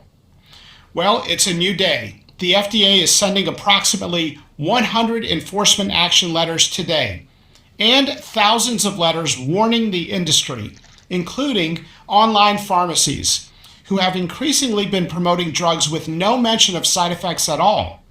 Some create a misleading impression in direct violation of existing FDA regulation. We are taking drug marketing claims seriously and making our regulatory standards transparent. Ultimately, we believe that decisions about what drugs to take belong between a patient and their doctor. That's a novel concept, but again, where are the FDA that were before supposed to regulate, obviously corrupt for whatever reason, not enforcing the regulation? Why are they never held accountable? How many people have been sick, died, and injured from their corruption? We need accountability from the regulators themselves, not only the industry that they're attempting to regulate. Well, the FDA was created and only exclusively available in existence whenever Democrats are in power. See, when President Trump was president last time, the FDA didn't exist. All of these places, it's like a seasonal plant that just grows every. It's like a seasonal virus, right? Yeah. Yeah. That makes sense. The blatant in your face, like they're like, wow, even though we had these safeguards in place and you can trust the government, well, it turns out you couldn't trust the government, but I'm here to tell you we're the new government and you can trust us. I'm like, hey, isn't that what the last guy said? Shut up, you noticer. Crazy. By the way, that guy, very creepy, Macquarie, whatever, he looked like you could throw on the Joker face paint from the Batman movies that was played by Heath Ledger or whoever he was, right? Dude's got the face, bro. Is this a guy or a guy wearing a mask? Here he is again. We have to do something about pill popping culture. He looks like a serial killer or something. I'm not tripping. Well, here's another clip of him. Pill popping culture here in America. I want to see American pharmaceutical companies thrive and pharmaceutical companies that do business in the United States thrive. But this is a massive piece of healthcare spend in our U.S. healthcare system that could be better used in other ways. And when we talk about drug prices, a study out of the Journal of Public Economics found that 31% of the increase in drug spend since 1997 is due to pharmaceutical direct-to-consumer ads. We've also got a public health crisis of over-medicalizing every condition in the United States. We have an over-treatment crisis. We've got both an over-treatment and under-treatment crisis, but by far, the over-medication crisis and pill-popping culture dominates the U.S. healthcare system. And so this reform, while it's not going to be a silver bullet for our healthcare system, is the most significant reform on pharmaceutical ads to date, and it will address, in part, these issues. We have an over-treatment and an under-treatment crisis? What the hell is going on, man? We need to find the Goldilocks zone, and it's all good. I guess if you pop enough pills, you will get in that. I was never euphoria. Never into popping pills. I don't know. A lot of people like to take them, and I mean, I'm not talking recreationally. I'm not into that either. I prefer I was into my smoking drugs and my eating drugs. Don't get me wrong, but I was never a pill popper. Never will be. I don't like to take Tylenol or Advil. For the longest time, if I had to take anything, I was into the naproxen sodium, whatever it's called. That third option there. You know what I tried along 20 year ago? A antipsychotic Seroquel, I believe was the name of it. And I took one of those and I felt retarded, and I was like, I hate this stuff. I'm never taking it again. That was probably one of the only times I could remember taking a pill, and it was horrific. And I was like, it literally made me feel retarded for 2 days afterwards. And I was like, that's horrific. But the problem with it is the fact that it's a pill form. It's so it's safe and effective. It's convenient, and it's there's no thought to it. And people put them in their little pill boxes with the daily reminders. They don't even know what they're taking, why they're taking it. There's nothing involved. If you want to recreationally speaking, okay, here's a great experience. If you want to be like a pothead, there's a whole process involved, and you got to own the paraphernalia, and you got to break the stuff up. You got to need a tie-dye shirt and some black light and listen to some Grateful Dead. But I'm being serious here. There's something is involved. You are physically involved in the process, and you understand what you're doing. When you just grab a pill and you just pop a pill, shit, you don't even know where that's coming from. You go get that at your Walgreens, but how do you know the guy behind the counter put the right one in the right package? I mean, it's all sketch to me. So I'm never going to be a pill popper. No way. Pill popping culture in America. Here's a lot of people I see on the interwebs criticize this guy, Cali Means. They say he's sold out to whatever health interest. But he talks about here, he says, this Mohawk Commission was the first time in history that folks from around the government, the USDA, the EPA, economic departments, military departments, and the HHS all got together in the same room. Why the F is the military involved in healthcare? And this is a continuing theme, as we saw Pompeo during the medical intervention tell Trump at the press conference this military exercise went live. You know what I mean? So what the hell is the military involved? The Department of War now, what are they doing involved in our healthcare here in America? Trump and Secretary Kennedy have awakened Americans that there's a real problem for our children. Historic action was taken. This commission was the first time in history that folks from around the government, the USDA, the EPA, economic departments, military departments, and HHS, all got in a room together and figured out solutions to address the root cause of childhood disease. And Bill, this report yesterday, the actions from this administration are extreme. Why is the military involved in public health reports for children? What the F is going on here? Seriously. Missed yesterday that we can't report on the YouTubes. There was a big Senate hearing with Ron Johnson out of, I believe, Wisconsin, exposing it all. There's this big report that was suppressed, proving unmiracled children are hundreds of % more healthy than miracled up children. All of that is, you can go find it on the interwebs. We can't report it due to YouTube. loving miracles, but that's out there, and I believe it's the Ford study, Henry Ford study. Just search that, and you can go find it up on the interwebs there, Ruckus, from yesterday. And they're saying that study break. I mean, we've known this. We've known it. Again. But here's another time. But I guess conspiracy theorist Ron Johnson will be, not listened to again. I'll ask Grok about it tomorrow morning at 5 o'clock over coffee. And get all pissed off. No, I was looking at. I honestly, that is like that issue pisses me off so bad, because I'm like, they freaking know damn well what they're doing, and just continue to gaslight and lie and demonize the victims of their freaking treatments. And it's just, it makes me angry to no end. Well, remember, Trump was a wartime president during the medical emergency, because we were at war with an invisible enemy, and he was given with a cartoon.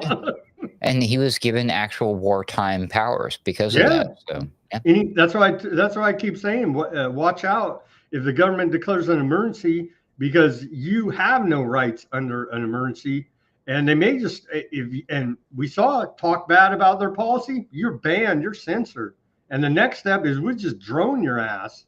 You know what I mean? And we're getting to that point here now with the absurdity of it all, and no accountability, and no accountability to those responsible for these crimes against humanity, and no justice for the victims of these crimes. We're all victims.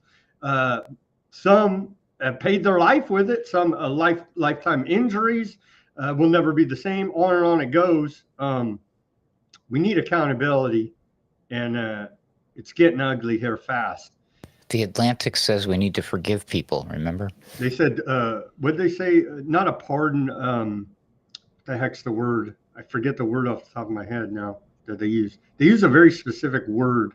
Not pardon, but I forget now. It'll come to me.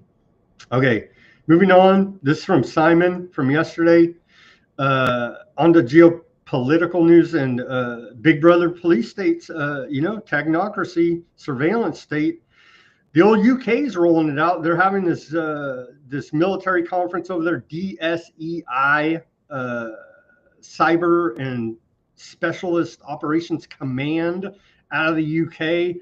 And Simon shared this, and he said I should report on it. So I am now, to let everybody know. When Stratcom meets JFC, new cyber and specialist operations command, how many does he say?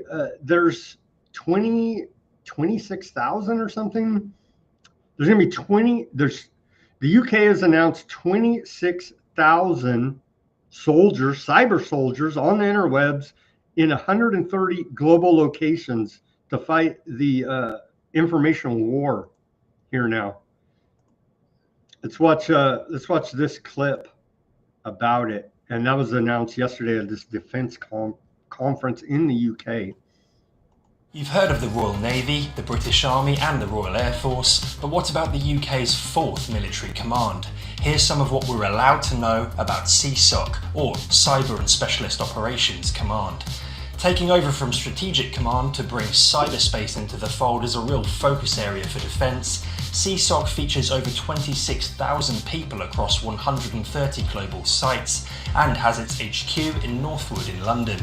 It brings several aspects of security under one umbrella, namely cyber operations, medical support, intelligence, special forces, education and defence attaches overseas.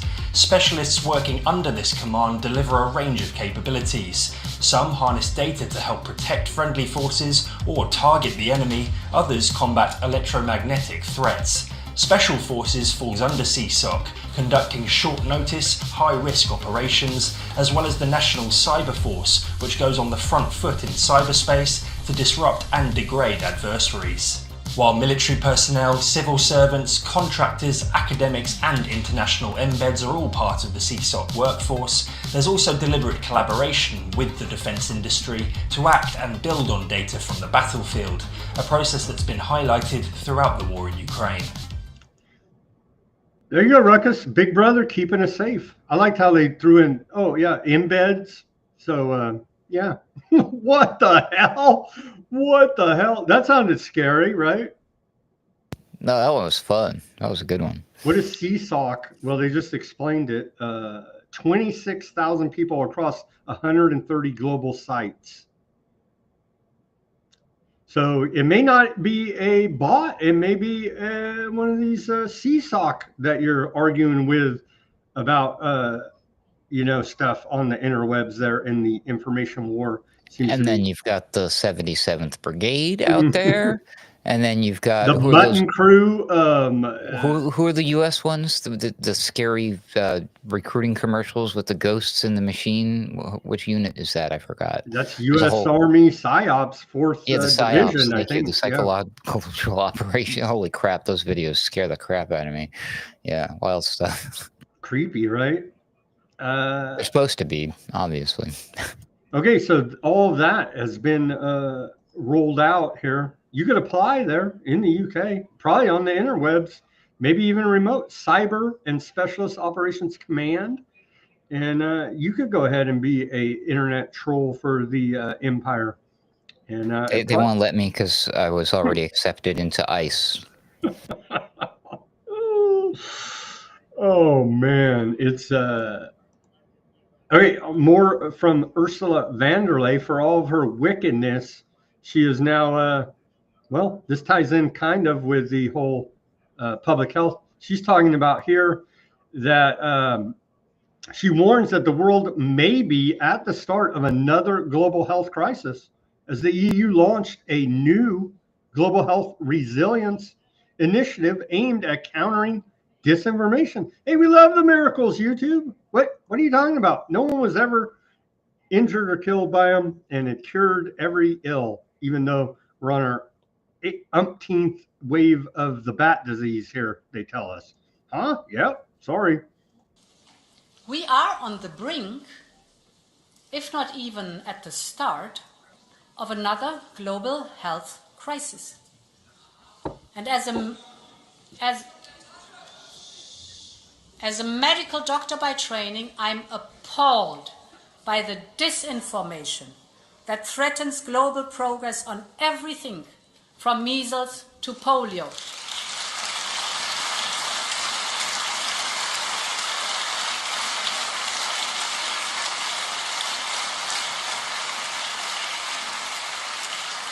And this is why today I can announce that the European Union will head a new global health resilience initiative.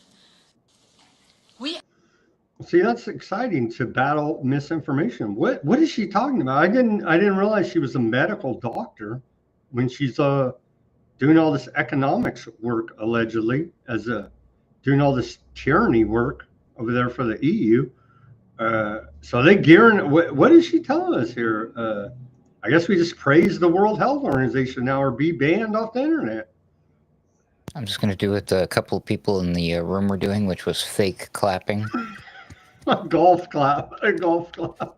Yeah. Okay, on to what? Potential World War III. I don't know what's going to happen there. NATO, and we did shout out to, I forget even who mentioned that, but somebody good report. I think it was Silver on the Rumble yesterday during the show. Said, hey, looks like there were some Russian planes shot down in Poland or something. A skirmish between Russia and Poland. Turns out reports say NATO planes over Poland have engaged potential threats in Allied airspace for the first time in its history. A Supreme Headquarters Allied Powers European spokesperson says, and that was a report from late yesterday or early today, however you may, wherever time zone you may be in. They need to shorten Supreme Headquarters Allied Powers Europe. They need to shorten that to NATO or something. But anyway, so I guess that happened. Here's Trump's response to it. But again, there's reports that it was a Ukrainian false flag. So who knows what's with Russia violating Poland's airspace with drones? Here we go. I don't know what is with that, Trump. Poland says it's shot. Here we go. What does that even mean? I don't know. Here we go.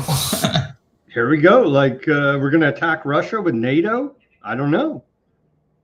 That's what he's essentially implying there. Poland says it shot down Russian drones that violated its airspace during attack on Ukraine. Huh? The situation brings us the closest we have been to open conflict since World War II, Polish Prime Minister Donald Tusk said. What? That's where we're at now, I guess. That's where we're at. Things are escalating here. Poland says, we already covered that one. Okay, so what is, they're talking about, well, Poland did invoke NATO Article 4. And so what is NATO Article 4? Let's take a look at it. Overview. NATO's Article 4 is a provision in the North Atlantic Treaty, also known as the Washington Treaty, signed in 1949, that allows any member country to request consultations with the other allies if it perceives a threat to its territorial integrity, political independence, or security. Unlike Article 5, which obligates collective military defense in response to an armed attack, the famous attack on one is an attack on all clause. Article 4 is a consultative mechanism. So this is like one step before Article 5.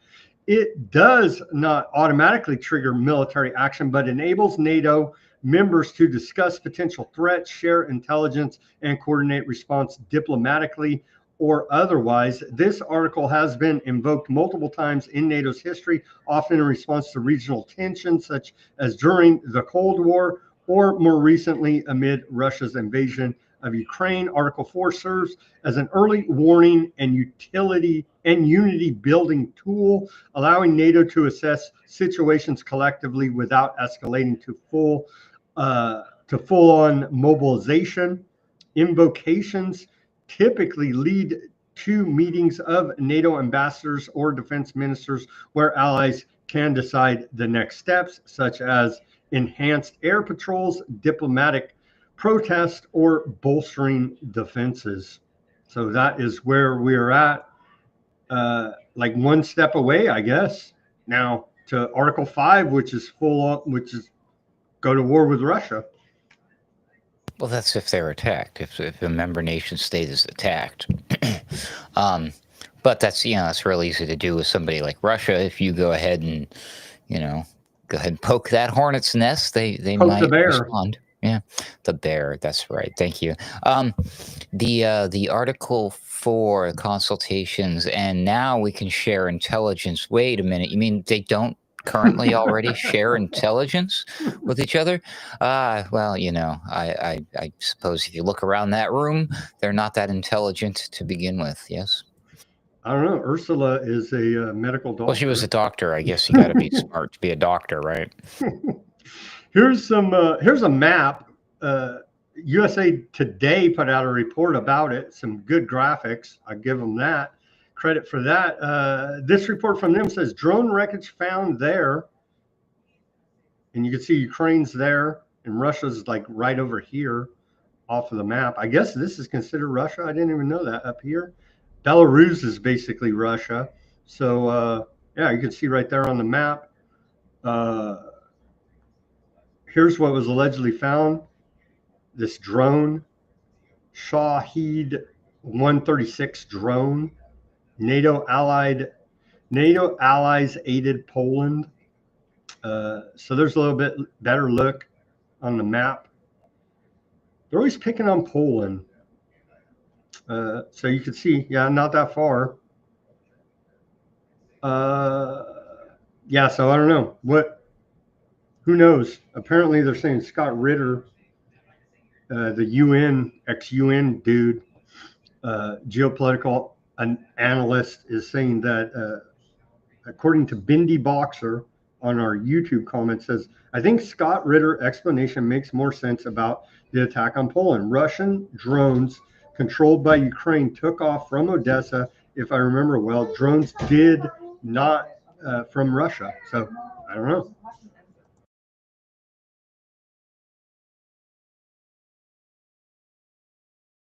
What do you think? Should we nuke Russia? I wasn't there. Oh, we should absolutely nuke Russia, but we need to nuke Iran first. Come on now. How about Nepal? Was it communist government? Was it banning the internet? What is going on in Nepal? Actually, we need to save our nuclear weapons for the bigger threat here at home, the Democrats. Pro-crime Democrats. Nepal protests grow more violent as protesters torch government buildings, attack politicians, as I reported yesterday. They burned down the parliament there and went to politicians' homes and pulled them out of it and threw them in the river. It's crazy stuff, man. Crazy stuff going on.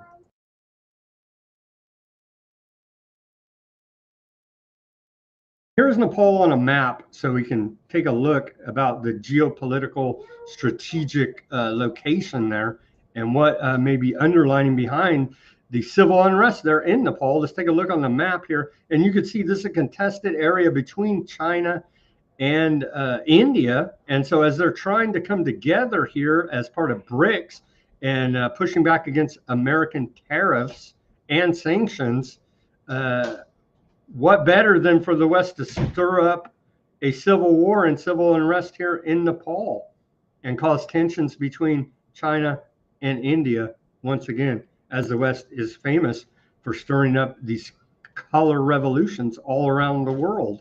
Ruckus? Well, I mean, we gotta do everything in our power to prevent those two superpowers from coming together and hurting the American dollar. See, that's Trump's job. Trump's job is to kill the American dollar, not America. I mean, not India, not China, not Brazil, not Russia. Anyway. But yeah, no, this is silly. I guess that's why they're trying to do it. I think it's distraction. I think there's something else going on. I think it might be a big nothing burger. I don't think it's going to turn into the Ukraine thing, that's for sure. But you never know. Here's the parliament building in Ukraine on fire.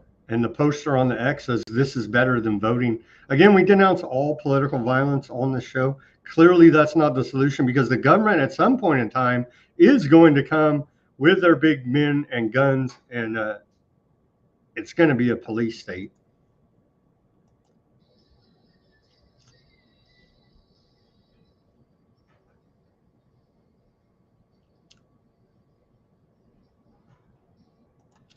So that's Nepal parliament building on fire. Is that real or was that AI? Holy moly. No, I saw it from a bunch of different angles. It's real. That was very good. Did you fly out there and check for yourself? Well, according to reports on the interwebs, I did not personally firsthand witness this. This is another crazy one. But again, like I do agree with you, have to keep in the back of our mind, are these deep fake hoax videos put out? I saw it from multiple different angles. I don't know. But here is AI can do that now, by the way. Yeah, very true. By the way, side note, I was watching just briefly with my my son. His favorite movie is 6 years old or 7 years old now, is Star Wars. And I was watching Star Wars from the 70s, and they have better graphics than that with no computer generated graphics than they do now. Honestly, like go watch the first, I guess it's fourth in the series, but really first Star Wars ever. It came out like 76, 77, something like this. 1977. And go look at the graphics on that. And that is better than these computer generated graphics of today, in my opinion. Here's a crazy video. That was a side note, but just to show you the technology where it's gone. I think it's actually hurting our entertainment value. I'm not entertained by these action movies that are all computer generated. It's too. Would you like to hear a joke about how the government can't be fixed? It's hilarious to the technocratic billionaires there in Palo Alto, or to Elon Musk. Okay.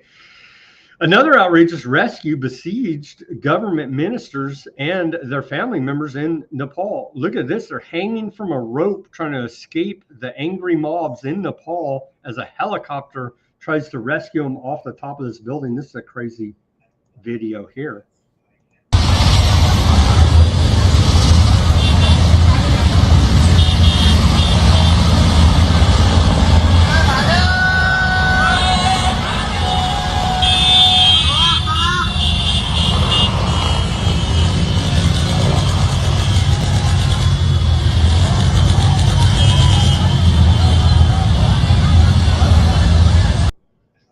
Dude, that's crazy, right? Yeah, dude, I would be. Yeah, no, I'll pass. Well, don't be a corrupt government official in Nepal. More civil unrest as the world burns. Now we go to France. Here's some police there. Again with France? France is having major civil unrest. Here's some protests, and then we'll show the French police peacefully beating the hell out of protesters. And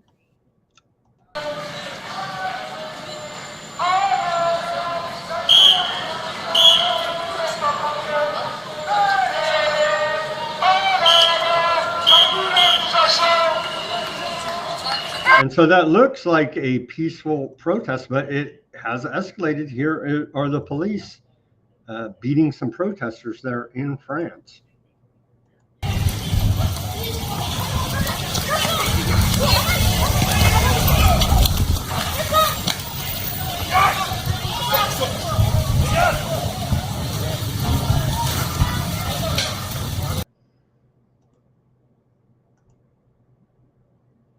That's why that you're looks going like a fun job right there.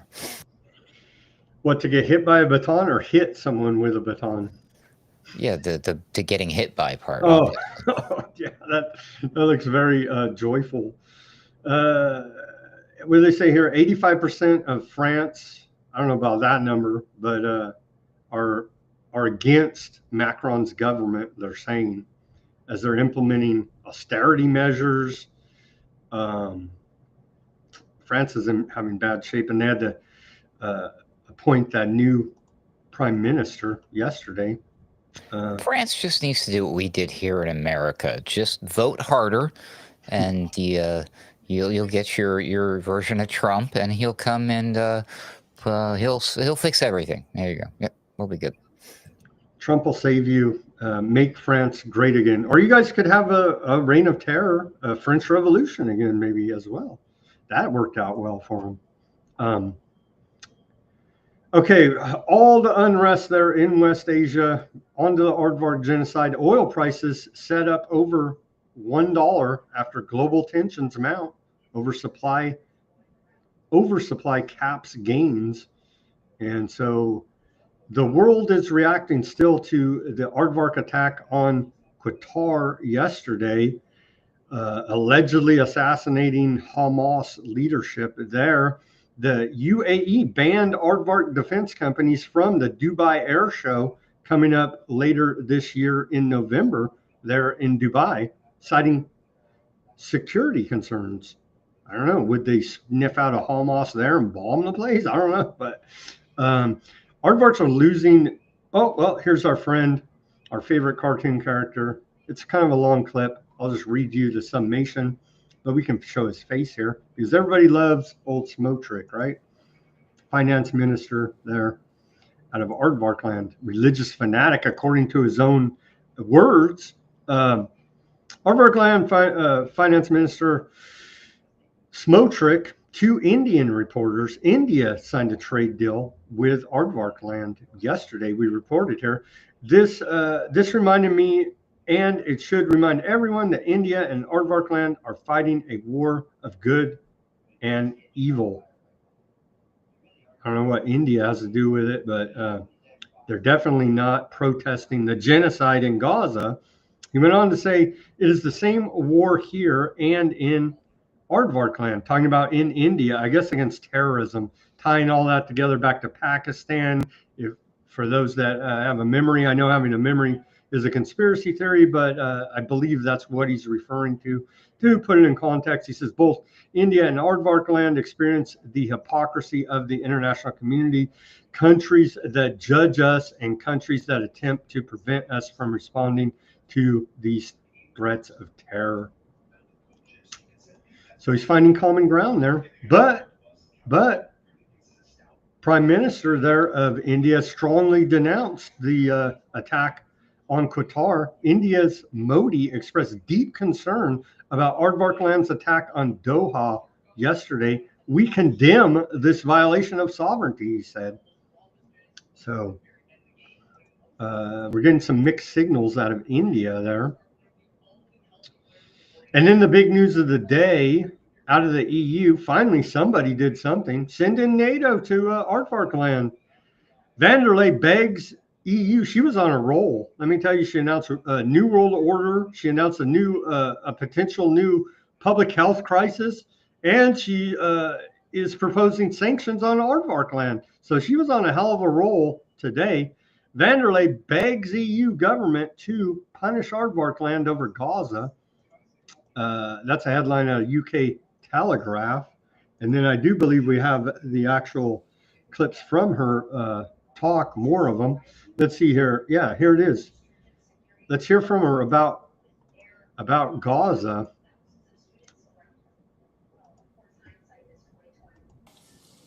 What is happening in Gaza has shaken the conscience of the world. People killed while begging for food. Mothers holding lifeless babies. These images are simply catastrophic. So I want to start with a very clear message.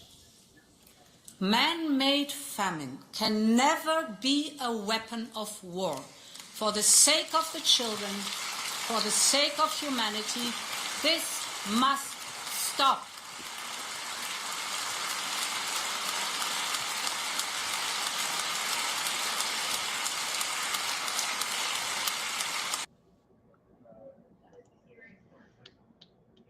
I don't know what famine. There's more of that clip, but I don't know what famine triggers Europeans. Shooting them in the head is, I guess, it's more humane to just shoot them or blow their arms and legs off. I don't know, but it's all quite horrific. But famine just triggers these Europeans for some reason. More from Ursula here. This is also part of a more systematic shift in the last month that is simply unacceptable. We have seen the financial suffocation of the Palestinian Authority.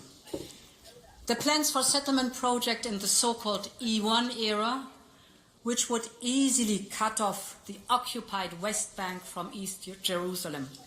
The actions and statements by the most extremist ministers of the Israeli government, which incite violence. All of this points to a clear attempt to undermine the two-state solution, to undermine the vision of a viable Palestinian state, and we must not let this happen.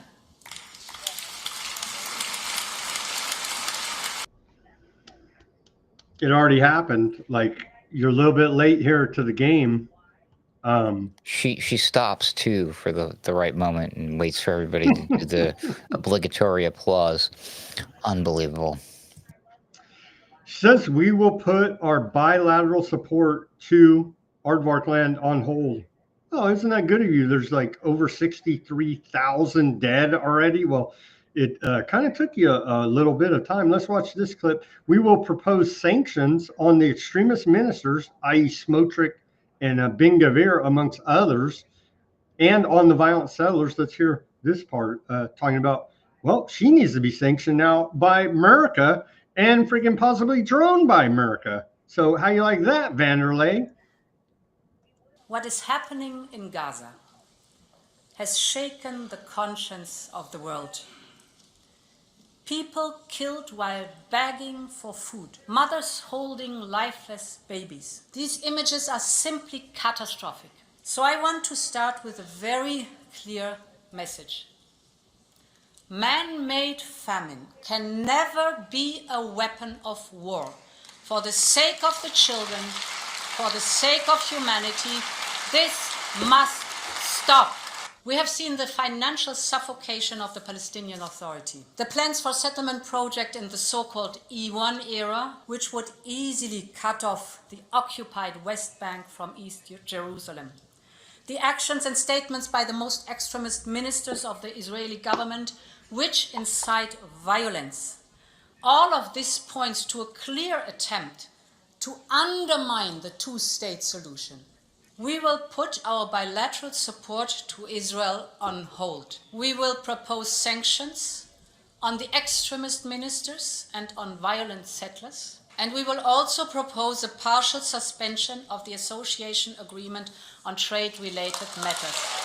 We will set up a Palestine donor group next month, including a dedicated instrument for Gaza reconstruction.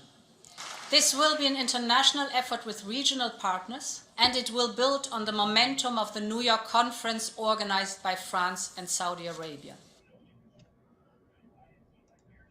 That's in direct conflict with Trump's Riviera Gaza Golden Hotel plan. Who knows? Maybe this. I mean, because it was this word, by the way, pandemic amnesty. Amnesty. There you go. That's probably what's going to happen here. If we can emerge on the other side and we finally stopped the genocide, or Israel finally stops its campaign because they've had enough, or they kicked everybody out, or they killed everybody, or whatever. Once it's all said and done, I would not be the least bit surprised if we see an article asking for a genocide amnesty. Oh, mistakes were made. We're so sorry. We're so sorry. But you notice how before everything ended and people were begging for a pandemic amnesty, there were people who were on board with everything, and then they hopped up on the fence, and then they started to crawl over to the other side, and they started to slowly do what this lady's doing. So I think that this is a good sign. Well, it could be a bad sign, because this could also mean that Aardvark land is willing to go the Samson route. I hope you all know what that means. Big boom. Yeah. They're crazy. They're crazy. They've demonstrated it here now. Here is out of Gaza, starving Palestinians scrambled to get aid. Watch this mass. This is disturbing, I guess, for the European mind. My mind is more disturbed about the arms and legs, but what the hell? We different sensibilities, I guess.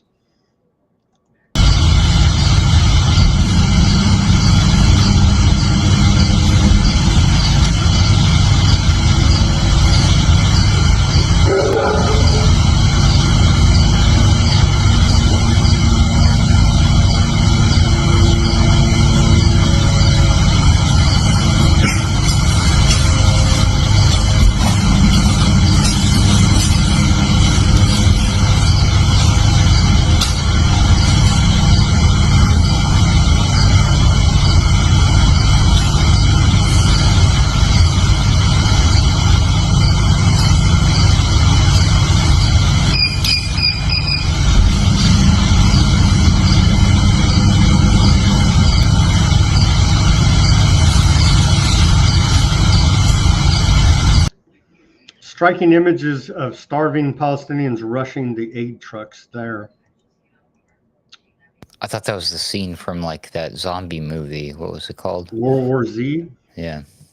Some of these scenes start to look like that. I imagine that if they ever do carry out the building the third temple, destroy that Al-Aqsa Mosque, I imagine Jordan, Egypt not being able to hold back their populations, and scenes similar to that coming from those populations, if that ever happens.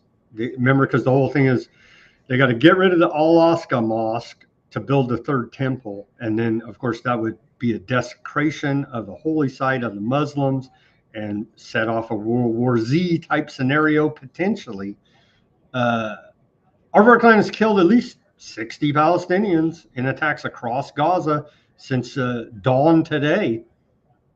So the genocide is continuing. They're not quite up to their quota, but that was earlier today, so I'm sure they've killed many more in the meantime. Here's Netanyahu. He threatens Qatar now. Netanyahu's a maniac, okay? You look up a definition of genocidal maniac, and it should be a picture of this guy, our shadow president of America, fittingly. Let's hear what he had to say. Still defiant against attacking a sovereign country. Aardvarks are allowed to do whatever they want. Tomorrow is September 11th. We remember September 11th. On that day, Islamist terrorists committed the worst savagery on American soil since the founding of the United States. We also have a September 11th. We remember October 7th. On that day, Islamist terrorists committed the worst. This guy's trying to steal our 9/11, man.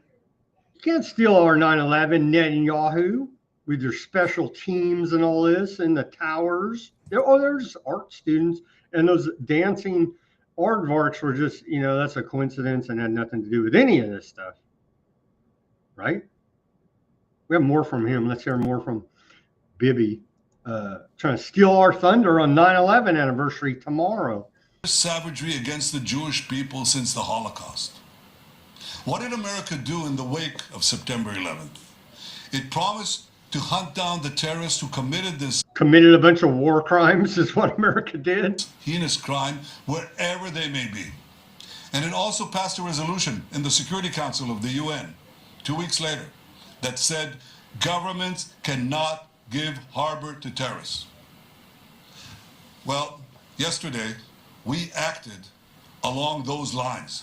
We went after the terrorist masterminds who committed the October 7th massacre. And we did so in Qatar. This is a perfect illustration, again, why you need due process, because this guy right here, or any government, can just point the finger at you, say, you're terrorists, whack you, and hey, you trust these guys? Which gives safe haven. It harbors terrorists. It finances Hamas. It gives its terrorist chieftains sumptuous villas. It gives them everything. So we did exactly what America did when it went after the terrorists, the Al-Qaeda terrorists in Afghanistan, and after they went and killed Osama bin Laden in Pakistan. Now the various countries of the world condemn Israel. They should be ashamed of themselves. What did they do after America took out Osama bin Laden? Did they say, oh, what a terrible thing was done to Afghanistan or to Pakistan? No, they applauded. They should applaud Israel for standing up to these same principles and carrying them out. And I say to Qatar and all nations who harbor terrorists, you either expel them or you bring them to justice. Because if you don't, we will. This guy needs to just stop. This guy, just unbelievable, dude. All of this, right? Like riding on the coattails of 9/11. This is sick and disturbing and messed up. And this is if you want to know what America first looks like, this isn't it. This is wacky. And the SEAL Team 6 thing or whatever, whoever they were that took out Osama bin Laden, that was a precise surgical strike. They went in and they engaged combat hand to hand, as it were, right? Allegedly. We're comparing apples to oranges here. The Aardvark land thing with Qatar, they're like, well, we think he's somewhere in this building, and yes, sure, there's a bunch of civilians around, but hey, whatever, we're just gonna bomb the whole building, right? And hope for the best. It's not even close to the same thing, my dude. Not even close. They call them buildings of terror. That's from Cats. They're terrorist buildings. The latest EU calls for sanctions against Aardvark land as airstrikes killed dozens in Yemen. They are on a mini front war here now, it seems. Here's images. Aardvark land confirms attack on Yemen as promised as they continue to exchange blows here. Reported yesterday, Yemen hit the airport. They're in Aardvark land with a drone, IDF striking Sana'a and other locations throughout Yemen. Long arm of Aardvark land will strike terror wherever may be, and from any place from which threats emerge, according to Defense Minister Katz. There's a short, you can't see much in this video. You can see the explosion of the attack on Yemen by Aardvark land.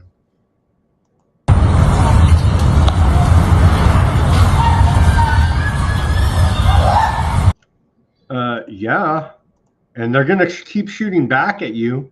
But turns out Aardvark strike on Yemen killed at least 35 and injured 130 others, according to Houthi Health Ministry.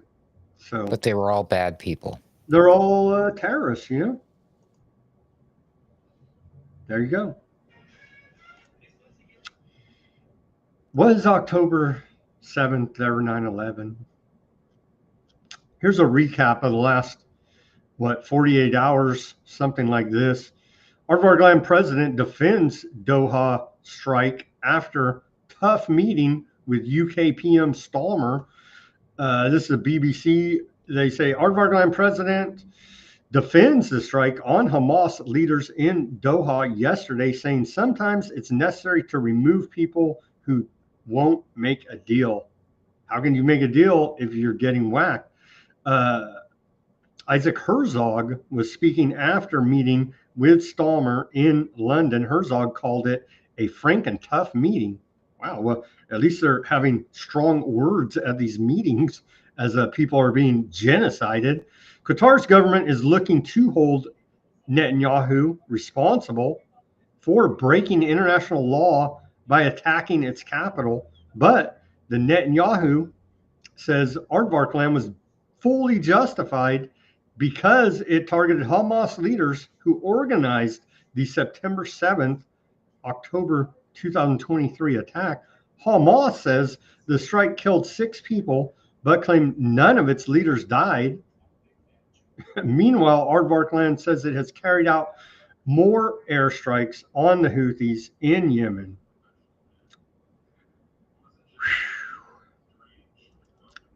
And we're almost to the end here, Ruckus. Thank you for sticking with us through this horrific news day. Tomorrow we need some good news. Gaza City, let's not forget, an estimated 1 million people sitting there, sitting ducks. Netanyahu, we're not leaving, he says. Defiance in Gaza City as Aardvark land shows aid sites planned for evacuees. As they go for aid, they get shot in many cases here now. Here's a report out of BBC again. Aardvark land has ordered the entire population of Gaza City to leave. That's like a million some odd people, as its forces prepare to capture the north of Gaza Strip. Aardvark airstrikes have continued to destroy tower blocks, and the army says it is now has operation control of 40%. They've been saying that for about a week now, so I would assume it's more than that now, as ground forces prepare to fight what Netanyahu has called last important stronghold of Hamas. But I thought they're in Qatar. They're anywhere they say they are at this point. Netanyahu this week said 100,000 people had left the city, but up to 1 million people are still living there, many in tents or shelters. Many of them say they will not or cannot leave. We're at a turning point here. What's going to happen with all these people if they can't leave? Just whack them and say they're Hamas? Looks like that's what's going to happen. They were told to leave. It's their fault, Sam. And we showed the propaganda. Hey, they had the leaflets, the classic flyover, dropping the propaganda leaflets. They were given full warning. They're all Hamas. And so they all, but how do you whack 1 million people? And what do you do with all the bodies? You just blow them to smithereens, vaporize them? Like, this is quite a task that's, they have ahead of them here. They could use whatever took down the towers on 9/11 because the towers quite literally disappeared. Where did they go? Anyways. Some Aardvark space lasers, maybe. Some direct energy weapons, possibly. Well, there were some Aardvarks dancing in a celebratory manner, as it were, after the events of that day. Hey, it's very interesting. I have to point this out, how Bibi, He gave the game away. I mean, if you ask the vast majority, you can do the man on the streets question. So he was comparing October 7th. He says that's our 9/11. If you go out today and ask people what they think about 9/11 and who was involved, I bet you we're probably about 8 or 9 out of 10 people, just average Americans, are going to tell you 9/11 was an inside job. We're going to talk. I'm glad you brought that up to plug tomorrow's show. We're going to talk about we were lied to about 9/11 with author John Gold tomorrow, and we're going to get into. So was our shadow president just telling the truth, and he just let it all out there? He says, "Well, yes, October 7th was our inside job." There you go.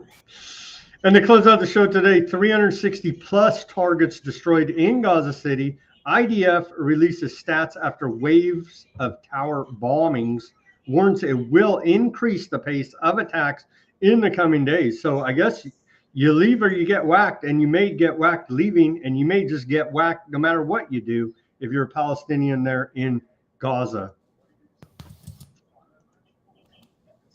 Here's a graphic from the IDF. Towers of terror, according to cats, is what they're bombing here.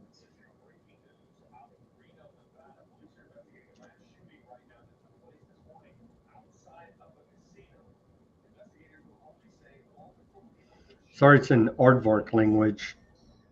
They didn't see fit to translate.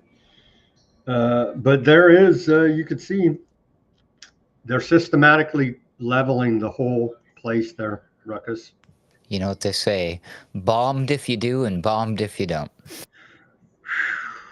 With that, let's go to the channels now. That's on this tragic day for America and the world. Yeah, bless Charlie Kirk's family. Pray for him. Hope that God forgives him for his Aardvark support. Let's go to the channels quickly. Let's take a look on the old Odysee. We got Fat Bob, John, Gurr, the regular. Shout out to you guys. Thank you for tuning in, chatting it up there. Let's see if we can get a couple comments. My first thought was probably a government assassin. My first thought too. Maybe we're just jaded, and this was a radical leftist transgender Furby from outer space. I doubt it. I seriously doubt it. Yeah, that was my first. Am I that jaded? That was my first thought. Is this is a black op assassination on Charlie Kirk? Am I wrong to think that, Ruckus? A lot of us are thinking it. Our government's just so damn corrupt and evil, man. Oh, it's horrific here. That is terrible. Ironic that the Roman Catholic was a check on a lot of that. Are the Irish throwing the baby out with the bathwater? I understand the Catholic Church has declined in Ireland. I don't know. Catholic Gurr, I believe, is in the UK. Says Catholic Church is very near gone in Ire. They really showed themselves up with the child abuse and rape. Yeah, well, yeah. Hard to have faith after that, and it seems to be continually ongoing where they don't punish again.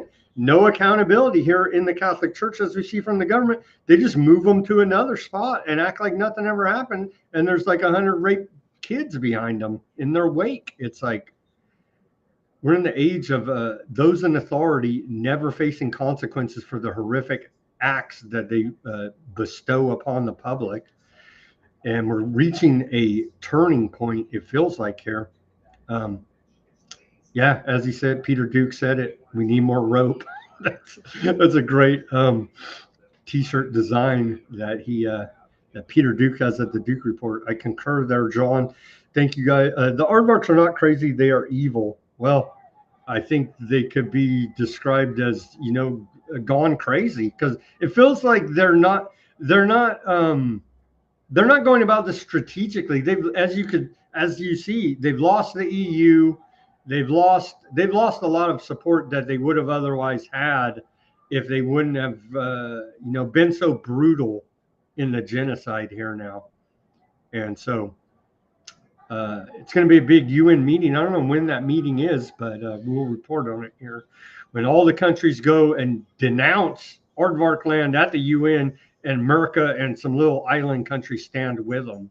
You know what I mean? That's has been the trend and will continue to be the trend, I do believe. And we're going to go, it's a turning point between Europe and America. We're backing off Ukraine, maybe, I don't know. But then we're not backing off Aardvark support ever, especially with this administration and Congress. Let's not forget Congress and the APAC corruption going on there from Aardvark lobby. And so our politicians are paid off the majority. And so they're in it to the end with this whole genocide scheme and Greater Aardvark Land project. So we're at a turning point. Thank you guys for tuning in. It's kind of like the doctors. When you went into the doctor's office and they have all the Zoloft merchandise, you go into your local congressman's office and there's Aardvark flags everywhere. Yeah, and you got dual citizens here now with the Brian Mast. I mean, how the hell is that a thing? You got a dual citizen served in the IDF, a sitting member of Congress here in America. Like, what the F, man? And it's barely even talked about. Any other country, people would be jumping up and down, but somehow Aardvark land are God's chosen people if your God is Satan. Thank you guys for tuning in on Odysee, the Bitchute, bugs. There's bugs in all these technologies. Today, I couldn't even have the, every other day there's a bug. I don't know, maybe they'll sort it out. But shout out to Bitchute live listeners. Over to the Rumble. Let me go through your guys' chat. Sorry I couldn't integrate it today, but it gave me an error again on my restream. So I don't know what is going on. A lot of bugs, but we were able to make it happen. And thank you guys for chatting it up there. Who do we got? We got Karen. She says, Ruckus looks like he's about to be droned. Oh, damn.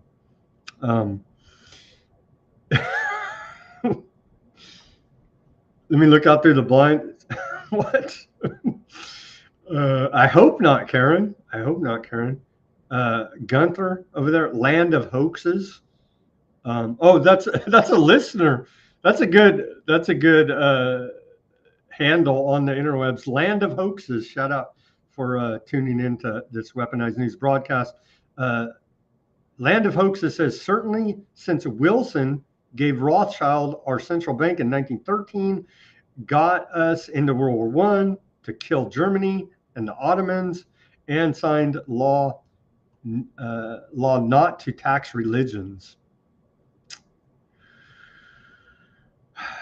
Carrie, shout out to Carrie. I don't walk around with papers.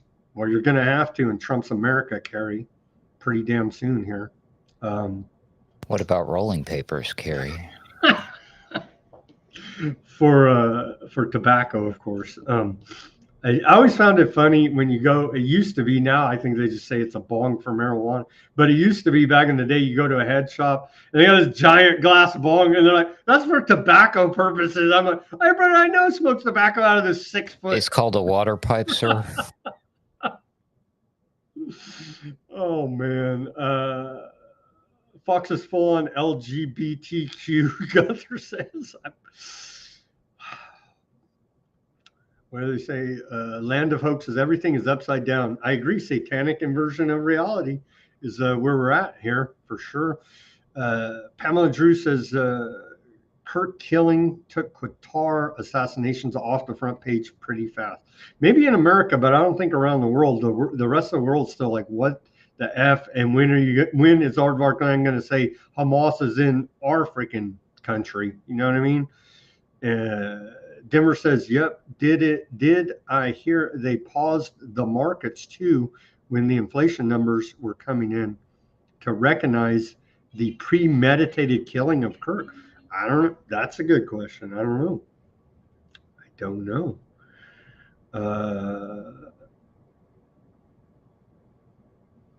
Who else is there? Quite a good chat.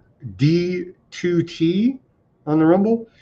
Why assassinate Captain Kirk? This is ridiculous. What are they distracting us from? Like the attack on Qatar? What else is going on here? Lobotomy won a Nobel Prize too. Pamela Drew said, I did not know that. Wow.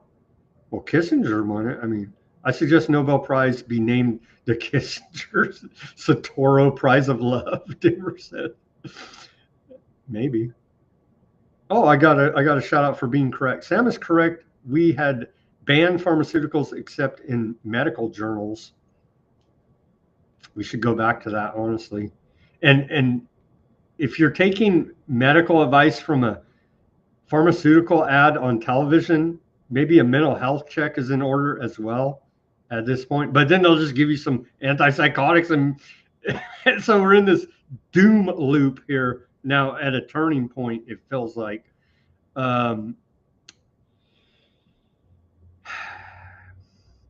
What else do we got?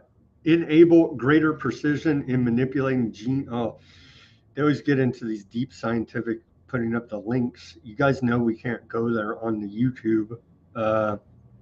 There's a tunnel that goes from the White House to Maine Treasury, and pair of Marine Guards in dress uniforms every 10 feet the whole way, like a movie scene. Pamela Drew said, yeah. DC is a safe zone now, we're told. Crime-free. They won't even need the Marines there soon. From public health to public safety. We're in a crime emergency, Ruckus. Is there an mRNA solution to that? Oh, wait, that's right. It's called Palantir. Lots of digestive problems from GMOs. Yeah, I agree. And that's not mentioned very much by Maha.